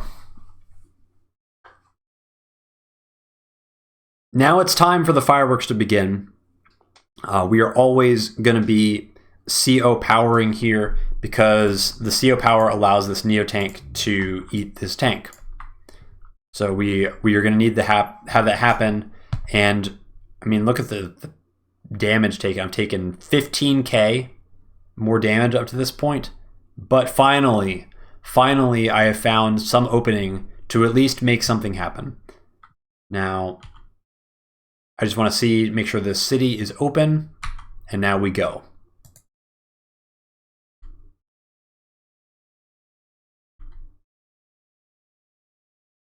Turbocharge is really nice because tank's going to be one-shotting recons. Also, the extra movement allows my anti-air to get into the forest there. And now we've done a lot of damage. All of a sudden, we've gone from 15k down, and we've now done 5k more, all because of this one ambush turn. Now, that doesn't mean that we're in the clear yet. There's a lot of things that we have to worry about. The biggest of those is a potential counter superpower. That's a little bit scary. But the tank's on the city.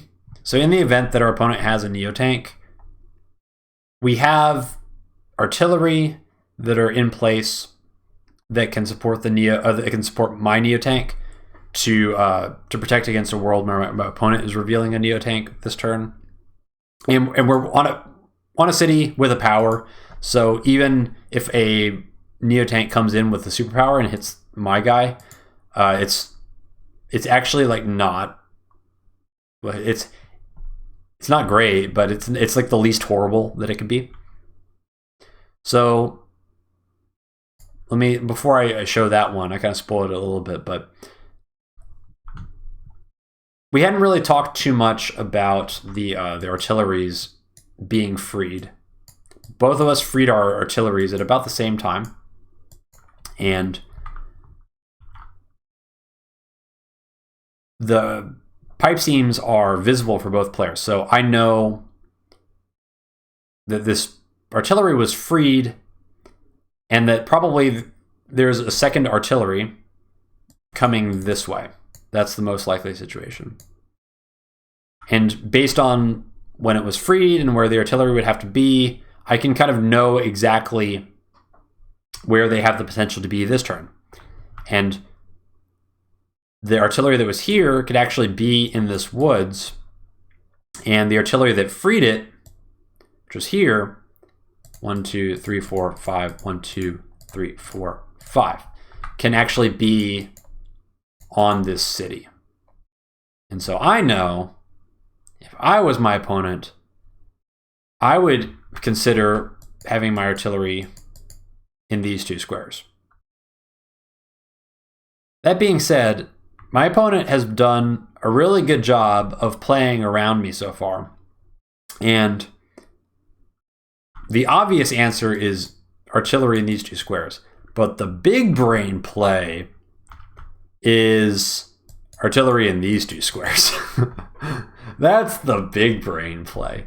Because then you force something to go into here to see in the forest, and then it forces you in into artillery range.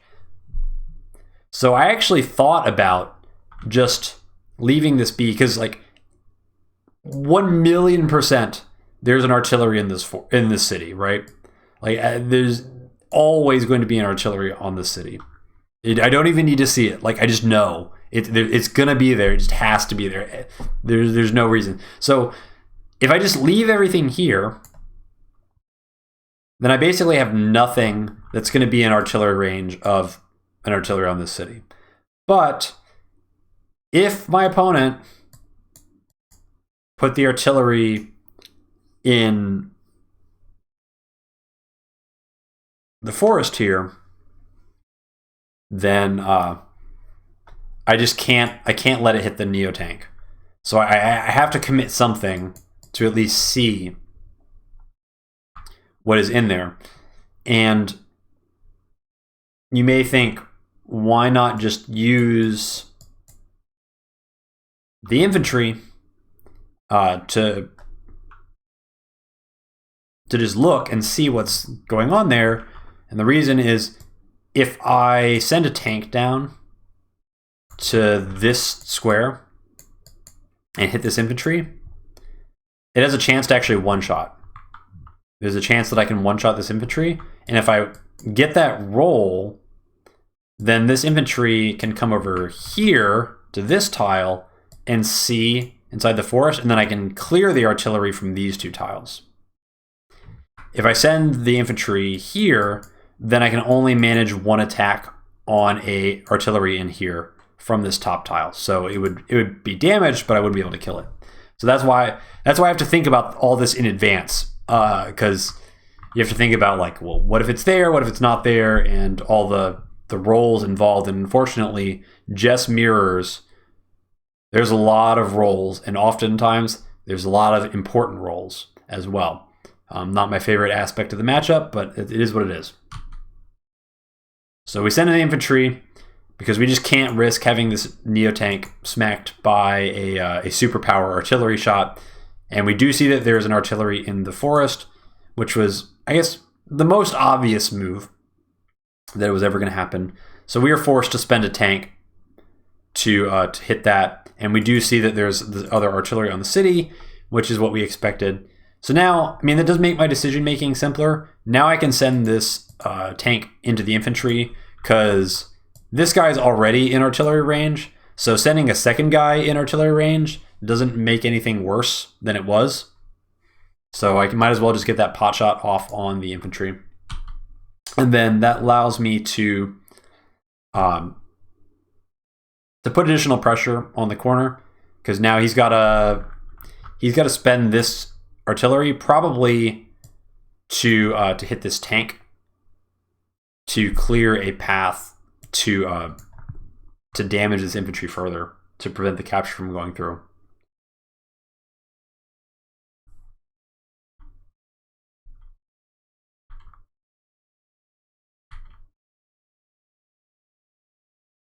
With the rest of this turn, we're doing our best to prepare for a potential superpower counterattack. So everything that I'm thinking about from this point forward is, how do I not die to whatever the counterattack is that's going to come?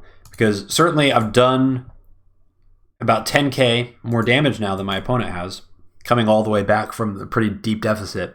But 10k is not that much in the grand scheme of things. My opponent is certainly not crippled, that's for sure. So I need to make sure that I can survive any superpower counterattack without getting wiped off the map. And the best way to do that is you want your infantry, especially on high defense tiles. The superpower will one-shot infantry on plains, and I believe in forests as well, or at least tanks will. So that's something that you need to avoid. You want to keep your infantry count up.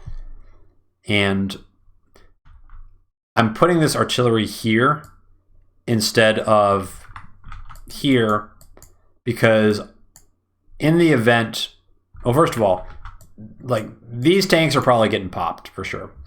But if I put the artillery here, some tank's going to run into this tank. And then if my opponent doesn't superpower, or if my opponent wasn't planning on superpowering, at that point they probably will, because they will want to eliminate the artillery. And even though it seems like this is like a big choke, because of this artillery, you can bust through this guy, and if there's any copter here, tank here, removes this guy, and then you just need a third tank to one-shot the artillery on the road from here. So I'm kind of hoping that, because we just removed the recon, that there's not like any backup vision here. And this artillery's only job is just to make sure that this neotank is protected. This neotank needs to do work, needs to carry me really, really hard. And he's on the city, he's very, very safe, but the number one objective is make sure he doesn't die. And the best way to do that is to do whatever we can to make sure that the artillery is going to survive until next turn. We also want to keep our tanks really far back. 6 HP tanks are a super liability because any sort of just power will one-shot them. So you don't want that to happen. Even if they're on a city, they're likely to get one shot. So you want it to be very, very, very far back.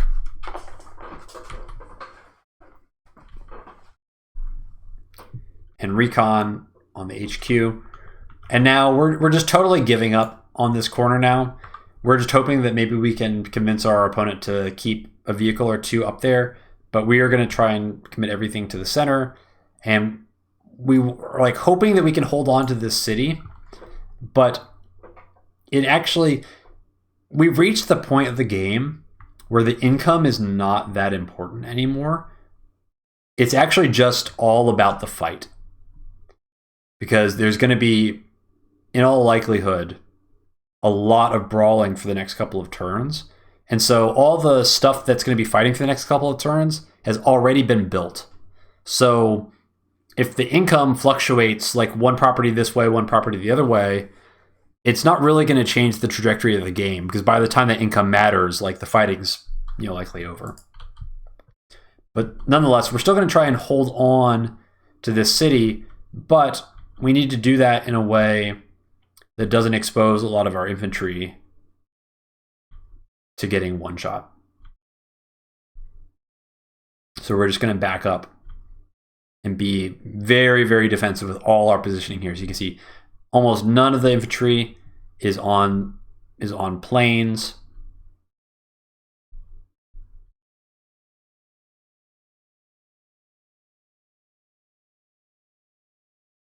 We see that opponent's going straight for this city that we took a while ago.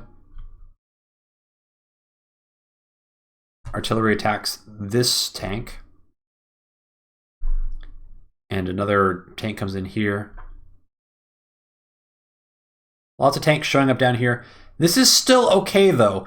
We want the fight to keep going because if the fight keeps going, this means the neotank can continue fighting. And the neotank is what we need to keep fighting for us. We see a tank come in there. What this likely means is that we probably can't defend this city.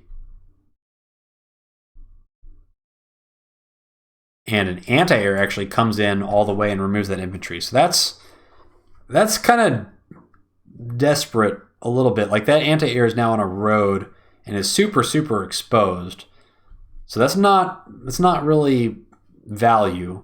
I'm not sure I would have done that if I were in my opponent's shoes. It might be better just to give up the property. Because, like I said before, the income is not as consequential now that the fighting has begun.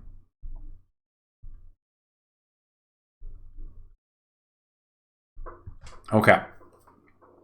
Another reason why this last turn was pretty okay for us is now our power is gone, which means that we can get charge again. So now, if our opponent superpowers, well, it's probably going to do a lot of damage to us, but there's a decent chance it could do so much damage to us that we actually end up with superpower ourselves, especially because we're going to be doing a lot of damage this turn. So the first thing we need to do in planning out this turn is we need to see if there's anything in this forest. It's unlikely that it would be empty, but we need to know for sure. And this tank is really exposed, so we're just going to hit it. Okay, and this tells us what's up. Unfortunately, we don't have like an infantry here, although 2 infantry are not guaranteed to remove an infantry from a forest. Thanks, Jess. So even if we were better positioned, we'd not be guaranteed to remove this infantry.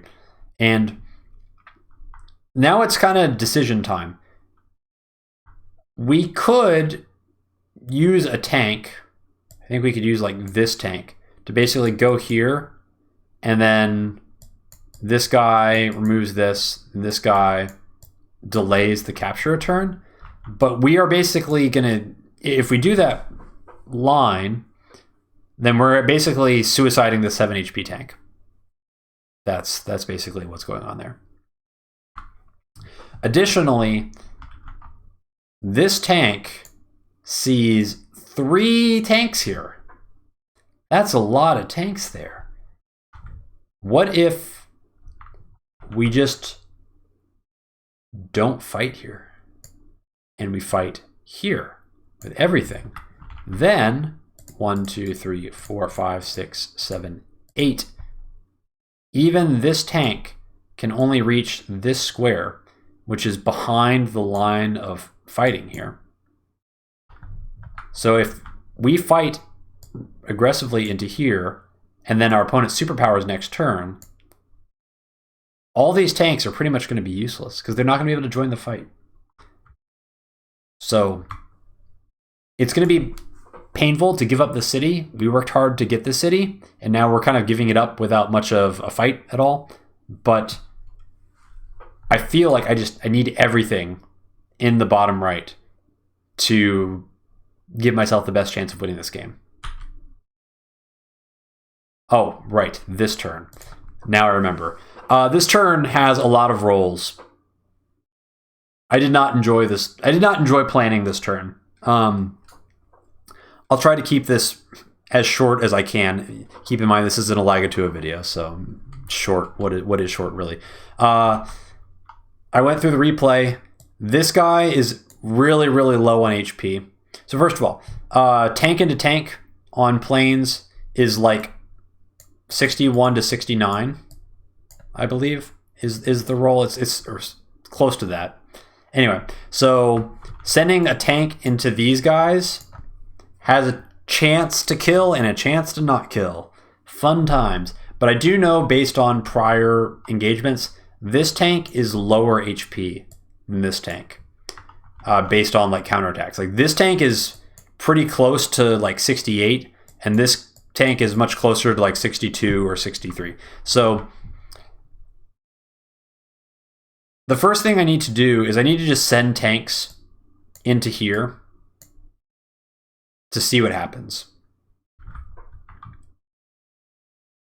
to see what happens with the rolls, basically. Because that will basically inform the planning for everything else I do for the rest of the turn. So we send that in here. We get that roll, which that was pretty favored for us. It's hard to know the exact math. I'm not going to go back and look it up. And then the other one we do not get, which was probably the most likely outcome as well. But it's hard to know exactly where it was. It was, probably like a 30% chance to get it. So now it's decision time. At least we got this square. Like, not getting that roll would have been really, really unpleasant, because then we would have to move this guy out of the way for the neotank to clear that tank there. And then we'd be leaving our neotank on a road with our opponent having a superpower coming. And so if our opponent has like a neotank that is ready to join the fight, that would be very, very scary. But unfortunately, all of our options are very, very scary. So we can remove that 1 HP infantry, and at least that opens a path now to this artillery, and this artillery must, well, it doesn't need necessarily, might not need to die, but it needs to be hit. Unfortunately, this presents me with more dilemmas, because what I want to do is something like, I forget the exact line, but basically one thing I can do is I can send this neotank into this artillery, and it's exactly a 50-50. It's exactly a 50-50 to kill in one hit. And basically, if I get that roll, then I forget exactly how it worked. I think then this anti-air comes in here and kills this guy, and then I think it's like copter here, tank here, clears this guy, and then 7 HP tank hits the anti-air, which at least knocks it down pretty heavily. Anyway, it's like a really, really gambly line that I can basically kill almost all this stuff, which would be really, really sick. But I have to win the 50-50 on the artillery in order for that to happen. And if I don't, then it's really, really bad if I don't win the roll. So instead, we do it like this. Now, this is not quite as nice for me, because this tank is really, really exposed now. And it actually ends up being 1, 2, 3, 4, 5, 6, 1, 2, 3, 4, 5, 6 away from the airport, which, I mean, it's a Jess mirror, so like you're not really expecting tons of copters, but it's also possible, it's going to activate a copter, which would stink if that ends up happening. But doing it this way,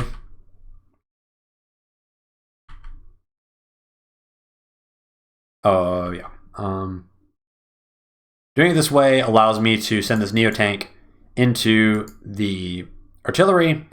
And if you know anything about Elagatua rolls and 50-50s, as you can expect, I do not get the kill there. And it's honestly pretty important that I didn't get the kill, or pretty relevant. It's not good. It's not a happy thing, because now this artillery is going to repair to 3 next turn.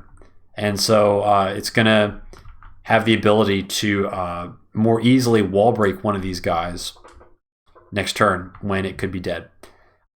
Keep in mind, this play is 1,000,000,000% all in. This is an all-in move. If my opponent has a neotank here, built 2 turns ago, I am dead. 1,000,000% dead to a move like that, because neotank, just superpower, goes onto the city, hits my neotank, and now I have zero answers to an enemy neotank on a city. Like it's just resign territory. So I just have to hope that my opponent doesn't have a neotank. It's a just mirror. We don't have good vision. We just kind of have to hope that that's how things shaked out.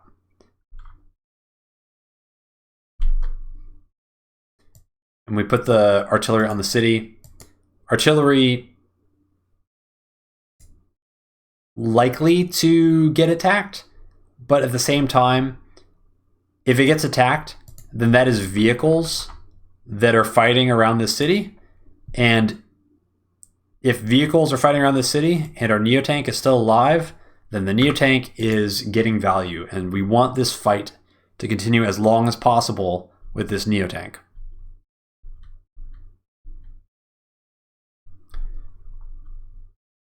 I damaged this guy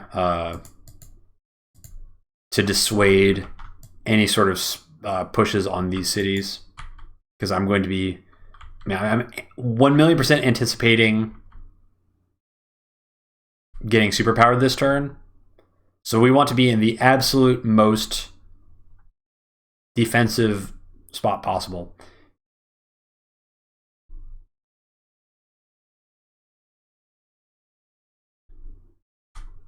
So you can see all the infantry super far back, artillery in the woods, tank really far back, recon on the HQ and also in artillery range.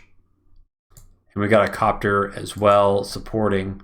So we've done everything that we can to support to receive this superpower, and we're actually saving money because next turn we're thinking about second neotank, because it's only a matter of time before our opponent shows up with a neotank. It's a Jess mirror. There's gonna be a neotank eventually, so we need to think about, what do we do when the neotank shows up? Because we want to be fighting with this neotank as long as possible. And if we're scared of a neotank showing up every single turn from our opponent, then it's going to make us really passive with the neotank, and we're not going to be able to get the value that we need in order for it to carry the game. So the best way to not be scared is to have another neotank. So that's what we're planning for next turn. So we lose this city. A recon comes into these woods. That's a very brave place for a recon to go. And as far as I'm concerned, that's a free dude, because there is no way that this recon can stay alive being this far in. Doesn't matter that it's in a forest. It's just way overextended. Does see that I've got some stuff here, but all this stuff is not in a position that can be attacked into.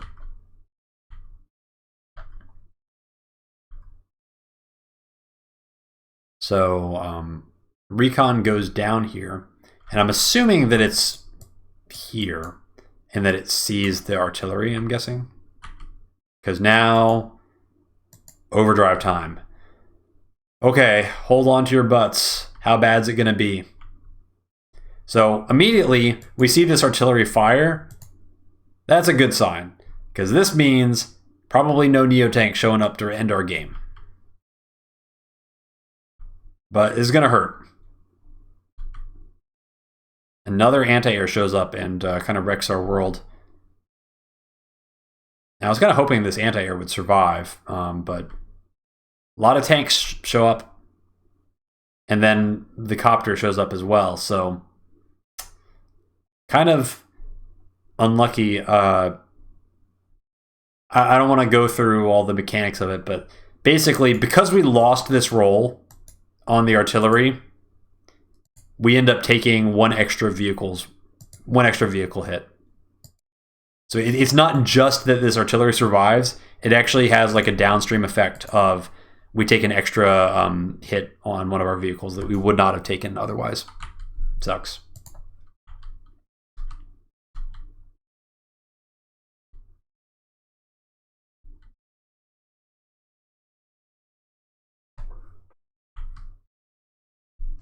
Just superpower, pretty strong. that tank one shot the 9 HP tank there. Okay, well, it didn't feel great. But at the same time, now it's our superpower turn. And our neotank is still going to get more value. And our superpower is probably going to be stronger than our opponents. Actually, let me walk that back. Let me give you the full story behind this turn, because this turn is actually pretty interesting. So I was actually originally planning to not superpower this turn. I was actually just going to use a CO power, because I did a bunch of math on like rolls around here, and I basically figured out that I could kill everything that I needed to kill here with only the CO power. And that actually using the super was kind of a marginal benefit. Like it got me like 1 or 2 HP on a tank here and there, but overall was being able to start and maintain like 32k worth of charge would be pretty worthwhile, actually, to be able to get like the next superpower before my opponent does. But I started the turn by doing this to see what was in this forest, and there's a stray anti-air here for some reason, and I want to hit that anti-air, and the only way I can hit that anti-air is if I superpower, because then that puts this 8 HP tank in range. And so basically by superpowering, it enables one of these 2 tanks all the way back here to hit this anti-air. And if I hadn't seen that with the infantry, this probably would have been a CO power instead. Anyway, overdrive, here we go.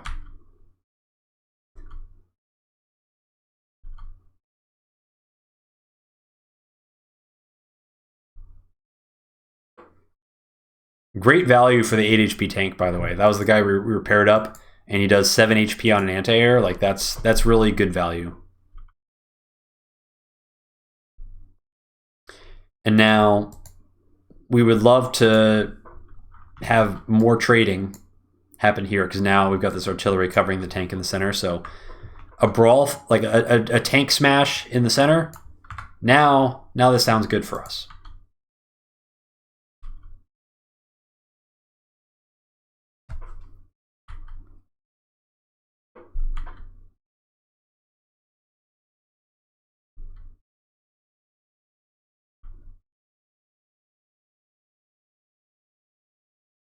One additional benefit of the super is it allows this anti-air to make it all the way back to the city.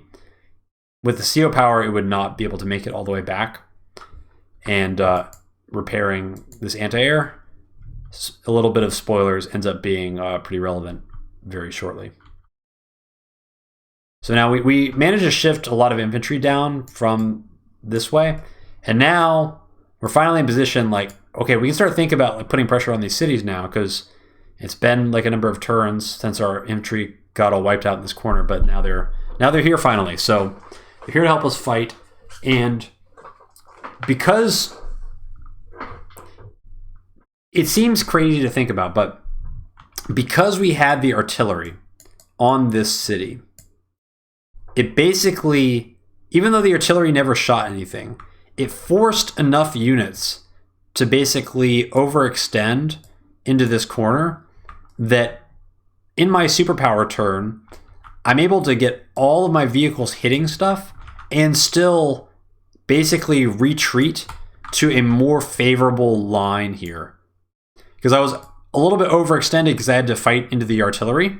That's what artillery do. They they pull you in deeper than you want to go. So we managed to get out, but also still kill a ton of stuff because we had the artillery there.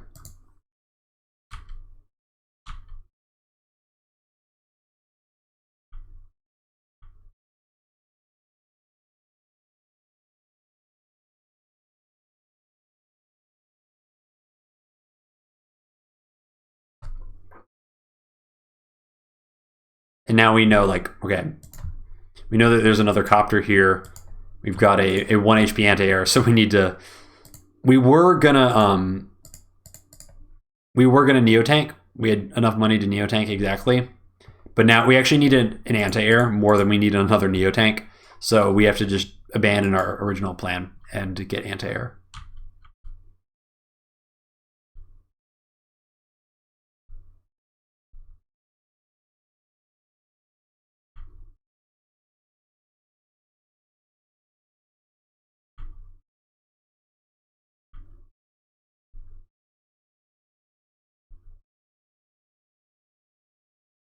Huh.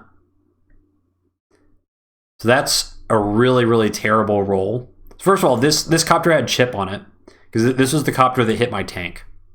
Because the only way for this copter to go down to 6 is if it was the same copter that hit my tank. But this is a horrible, horrible roll for my opponent. It's like 70%, I think, for this neotank to go down to 8.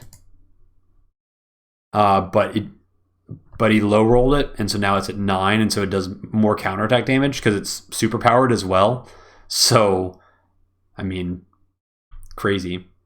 And then a second copter comes in and only brings it down to 7, which is also basically a low roll. So both of those copters low rolled my Neo. So that was really unlucky for my opponent, and it actually is really, really important. We'll talk about the implications next turn.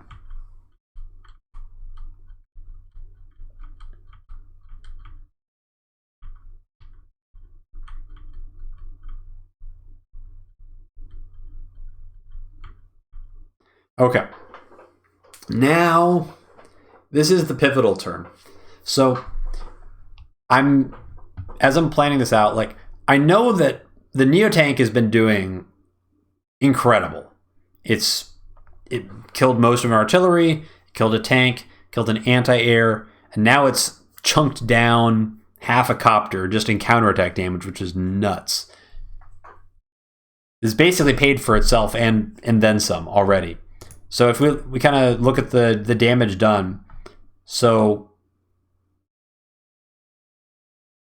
I've done about 5k more damage so far this game, and this is the beginning of my turn. So I'm going to do a ton this turn as well. So I know that like the fights are going well. I'm down in income, which is not great, but as long as I continue to win the fights, and as long as the neotank keeps eating units every turn, eventually, like, somebody's going to run out of vehicles. Essentially, we're losing stuff faster than we can replace it, and so whoever kind of runs out first, the other person is going to get this corner and get the income there. And so as long as I'm kind of doing more, if I'm fighting 2k better than my opponent every single turn, the income difference doesn't really matter. And even then, like, the income difference is only starting to show up in the deployment of units. Like, basically, I think like next turn, those units are reaching the front line. So it's only now becoming a thing.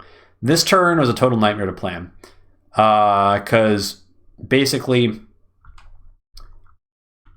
this copter needs to die, but I have nothing to kill it with, and I've got freaking Jess infantry.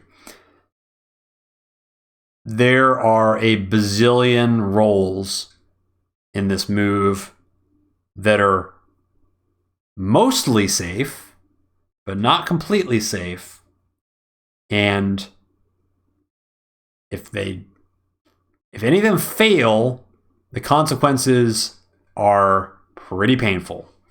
Let's start at the beginning. First of all, we get to go in there. We just see that 6 HP guy is still there. Send the recon up here. See what is in the forest. The first thing we do is we want to get this tank down, ideally with just infantry chip. which we get. That was really fortunate. It's really fortunate because now we don't need to put anything on this square to hit the tank. Now we can use this square for hitting this tank. Recon comes in. The idea here is we are going to be clearing out this whole center area now.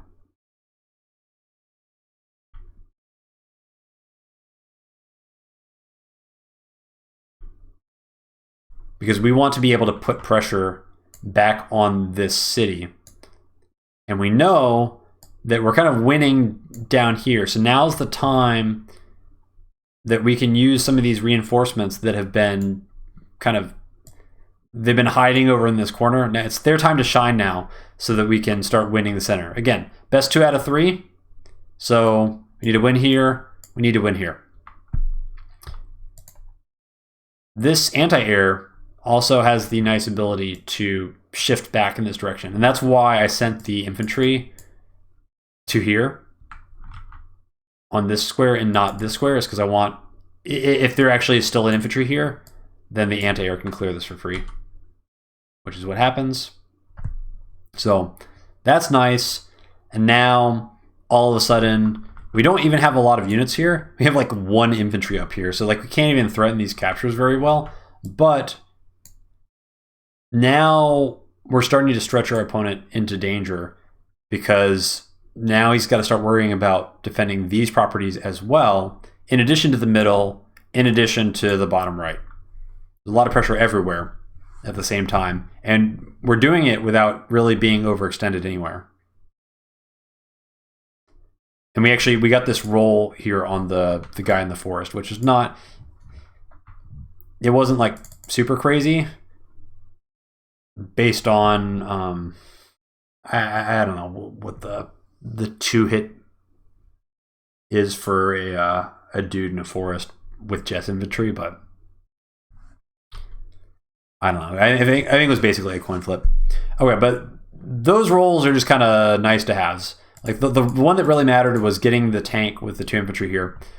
Now the rolls in the bottom right are really important because we need this copter to die so that we can get a vehicle onto the city and hit one of these really vulnerable vehicles that are behind it, being covered by the copter.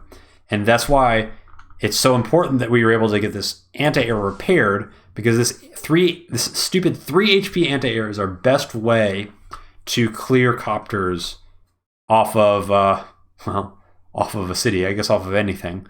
But it's going to be a roll no matter what. So we see that again. So here's what we do. This infantry goes back because we need him out of the way. Brings him down to 2. We could try to go for it with an infantry, but it's just infantry.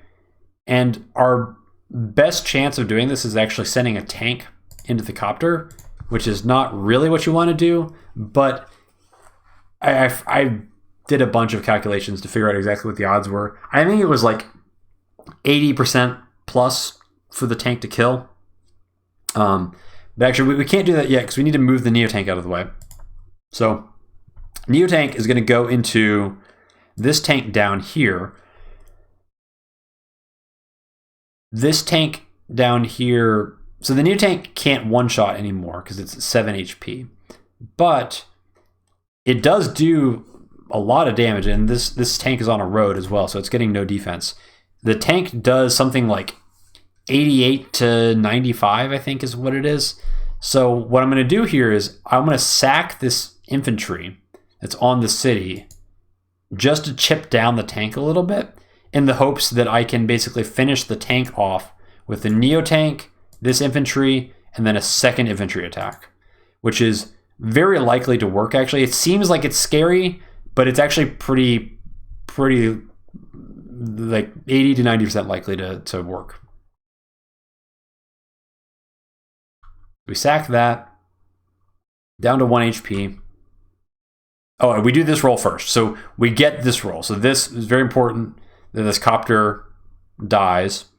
So now that's like the worst case scenario avoided. Like if that copter didn't die, we were going to have a real bad time. But now that's dead. So now this tank also dies, which was likely to happen. So now we can go in and hit the rest of the vehicles here. And we also get that roll. That was pretty lucky. That was, I think, more likely to leave it at 1 HP than not. But it was, again, very coin flippy. So we get that one also. And that lets us hit the artillery with the infantry. And actually, this could have even killed as well, which is wild to think about. Because we low rolled the artillery a few turns ago. So this artillery is actually at like 22 or 21. And the infantry could have actually killed it with a little bit of a better roll. It's kind of unlikely to, but it was possible. But regardless, it creates a really obnoxious position for our opponent to deal with, because you just got this random infantry kind of in the choke of this corner. And then this lets our 8 HP tank hit this other tank on the road as well. So after all is said and done,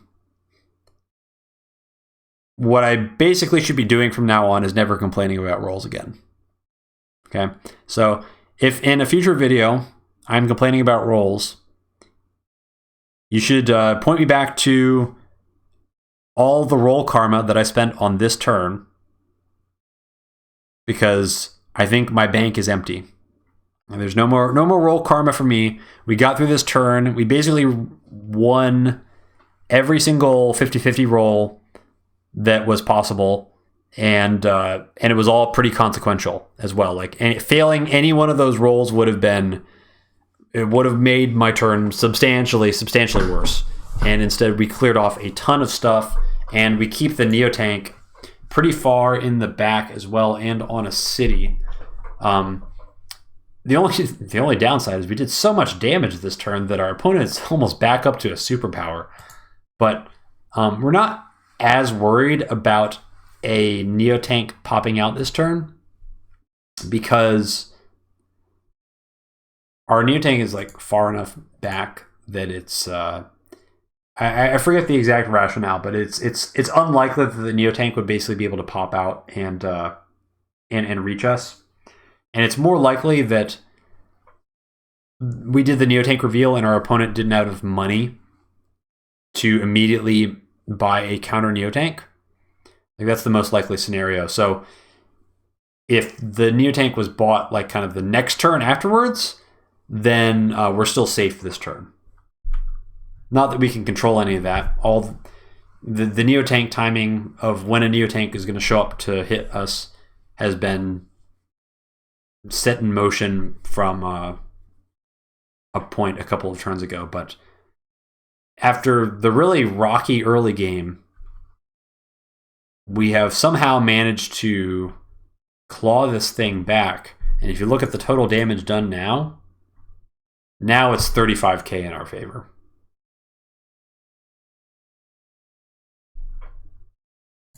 Against all odds, we made it work. So starting to feel pretty good now. And now we're saving for a neo again. So this stuff retreats. Oh, this is, I guess I can talk about our plan. So these guys are here to win the top right.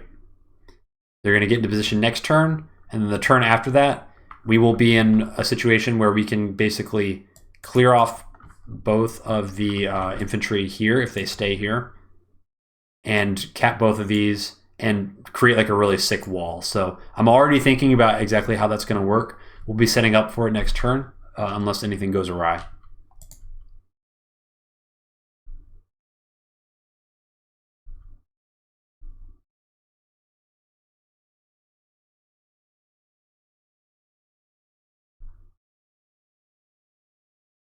Another copter shows up, but this copter is too late.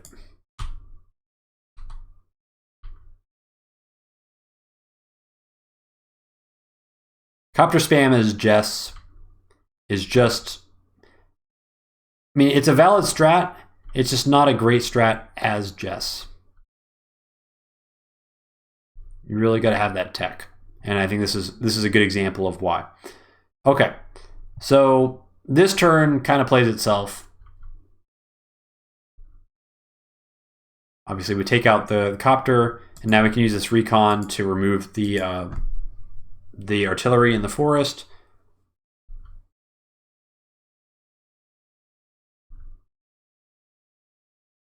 Do a bunch of infantry trading. And we notice the fact that there's no new tank arrivals. We were kind of always looking for that gap of like, okay, when does the pressure finally let up? Because the second the pressure lets up, it's likely that that was the turn before the neotank was built. Because you need to save a little bit of money to get the neotank. So you'd expect a small blip in the reinforcements right before it arrives. And so now we actually have no need to engage the neotank this turn. We can send it back to repair.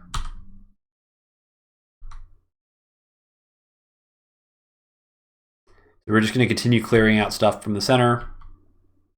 Favorable infantry trades allow us to start putting pressure on the center city here. Do a little cute vision trick with the recon.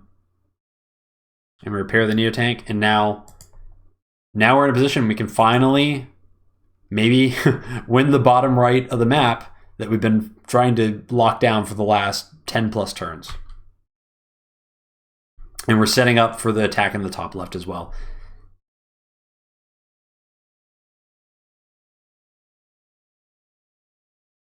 And this attack in the center, this is a fake attack.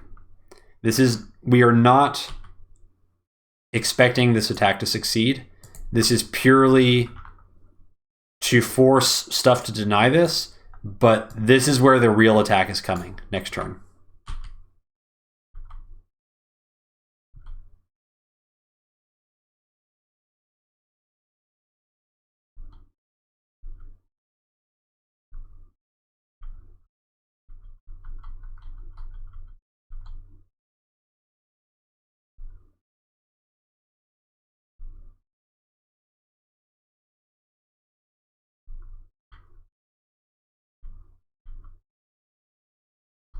All right, that was a really, really underwhelming turn. And this basically, to me, tells me that, well, first of all, we've won these fights really, really hard. And our opponent can't really contest anymore because we won the vehicle fight, which is, I've said this a couple times, in a Jess mirror, like that's just kind of how it goes. It kind of all comes down to the vehicle fight.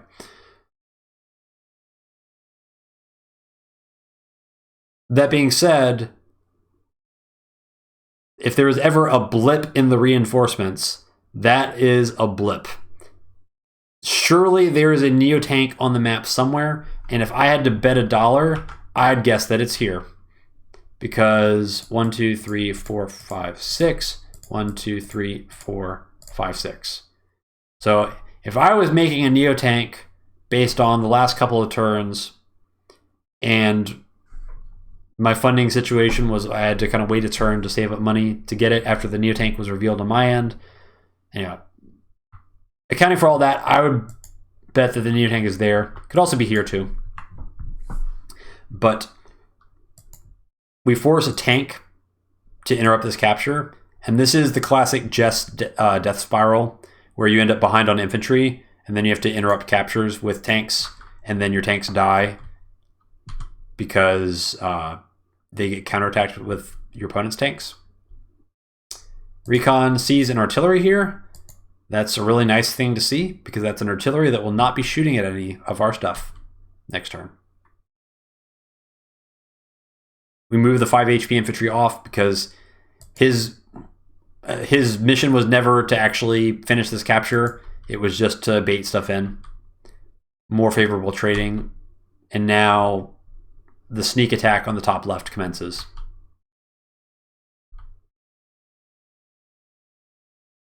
This was all planned out like 3 turns ago. So create this really, really strong wall.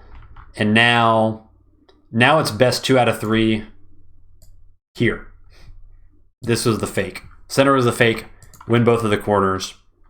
Now it's a really, really difficult situation. We can send the neotank back in now. He's 9 HP. Because we're just cleaning up all these vehicles here. Finishing off, like, there's just a ton of vehicle kills there. But the reason we can send in the neotank is because we are going to get a super next turn, most likely. And then this neotank can actually cover this neotank. So even if there's a neotank in here, we don't care, because that neotank will hit my neotank, and then my neotank will hit that neotank. So we're covered. But it doesn't come to that because the game's over. So we made it through. We made it through. This game was spooky as heck. Holy smokes. This was a tough game. The beginning of this game went so bad for me.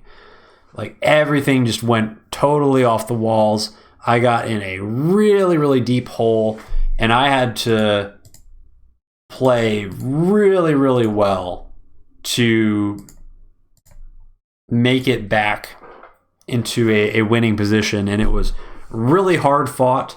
And I mean, at one point, like, I was all in. Like, I put that neotank next to the city hitting the artillery, and if my opponent had made a neotank at the right time, like, the game was just over. It was just over. And we just had to go for it, because you can't, I've said this in other videos as well, but you can never play completely risk-free in Fog. But with this win, I'm in the Grand Finals, so that's pretty exciting. I'll be in the Grand Finals in Smacky Cup 3 and Smacky Cup 4.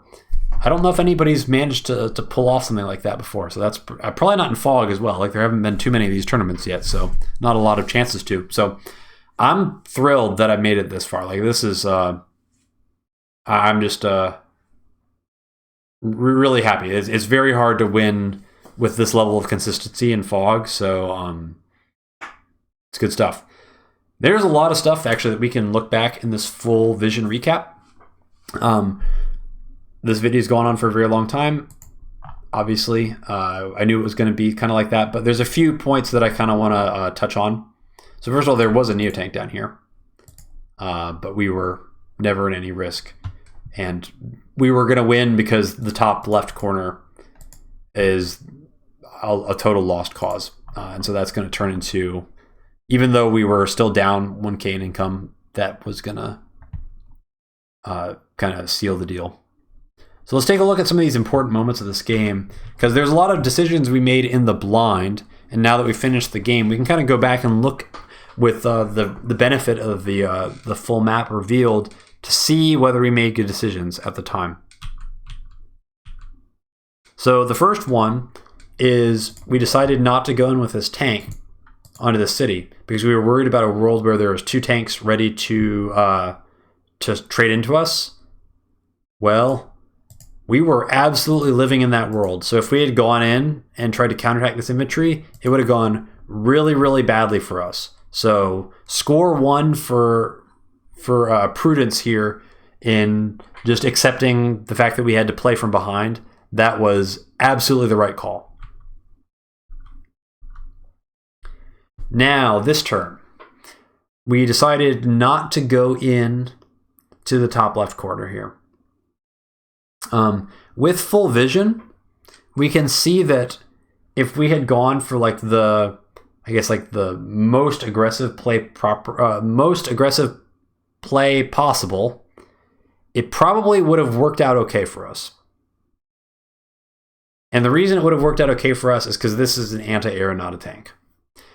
But we had no way of knowing that. And so if we had assumed that this was a tank instead of an anti-air, then our opponent would have had 2 tanks ready to hit us. And it would have set off a very bad trade for us. So even though in this case it would have worked, I actually think that my decision to chicken out and not go for the trade was probably the right call. So I feel pretty good about that. But it felt so terrible at the time just to give up that recon for free. Like it is not fun. Okay, so now this play worked out great. There's another vehicle up here, the anti-air, that we didn't know about, that was kind of pulled out of position by our threat to deny the city. So that worked out pretty well. And we kind of caught him out of position to be able to get the center city. Now, this decision, it may seem like this was foolish because it led to a bad engagement for me where I took more damage. But at the same time, this engagement pulled all this stuff back from the corner.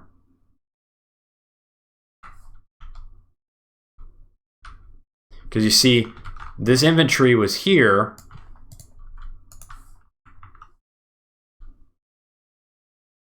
And now everything gets pulled back. Because everything gets pulled back, this opens up the opportunity for this infantry that I had hidden the whole time to go onto the city and threaten the capture there.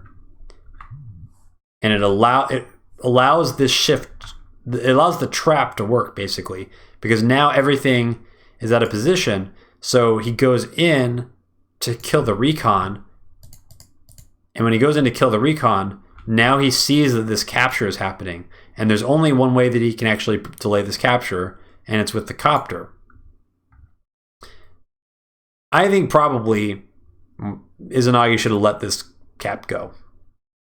I don't think this was worth the copter. The copter kind of got him into trouble here.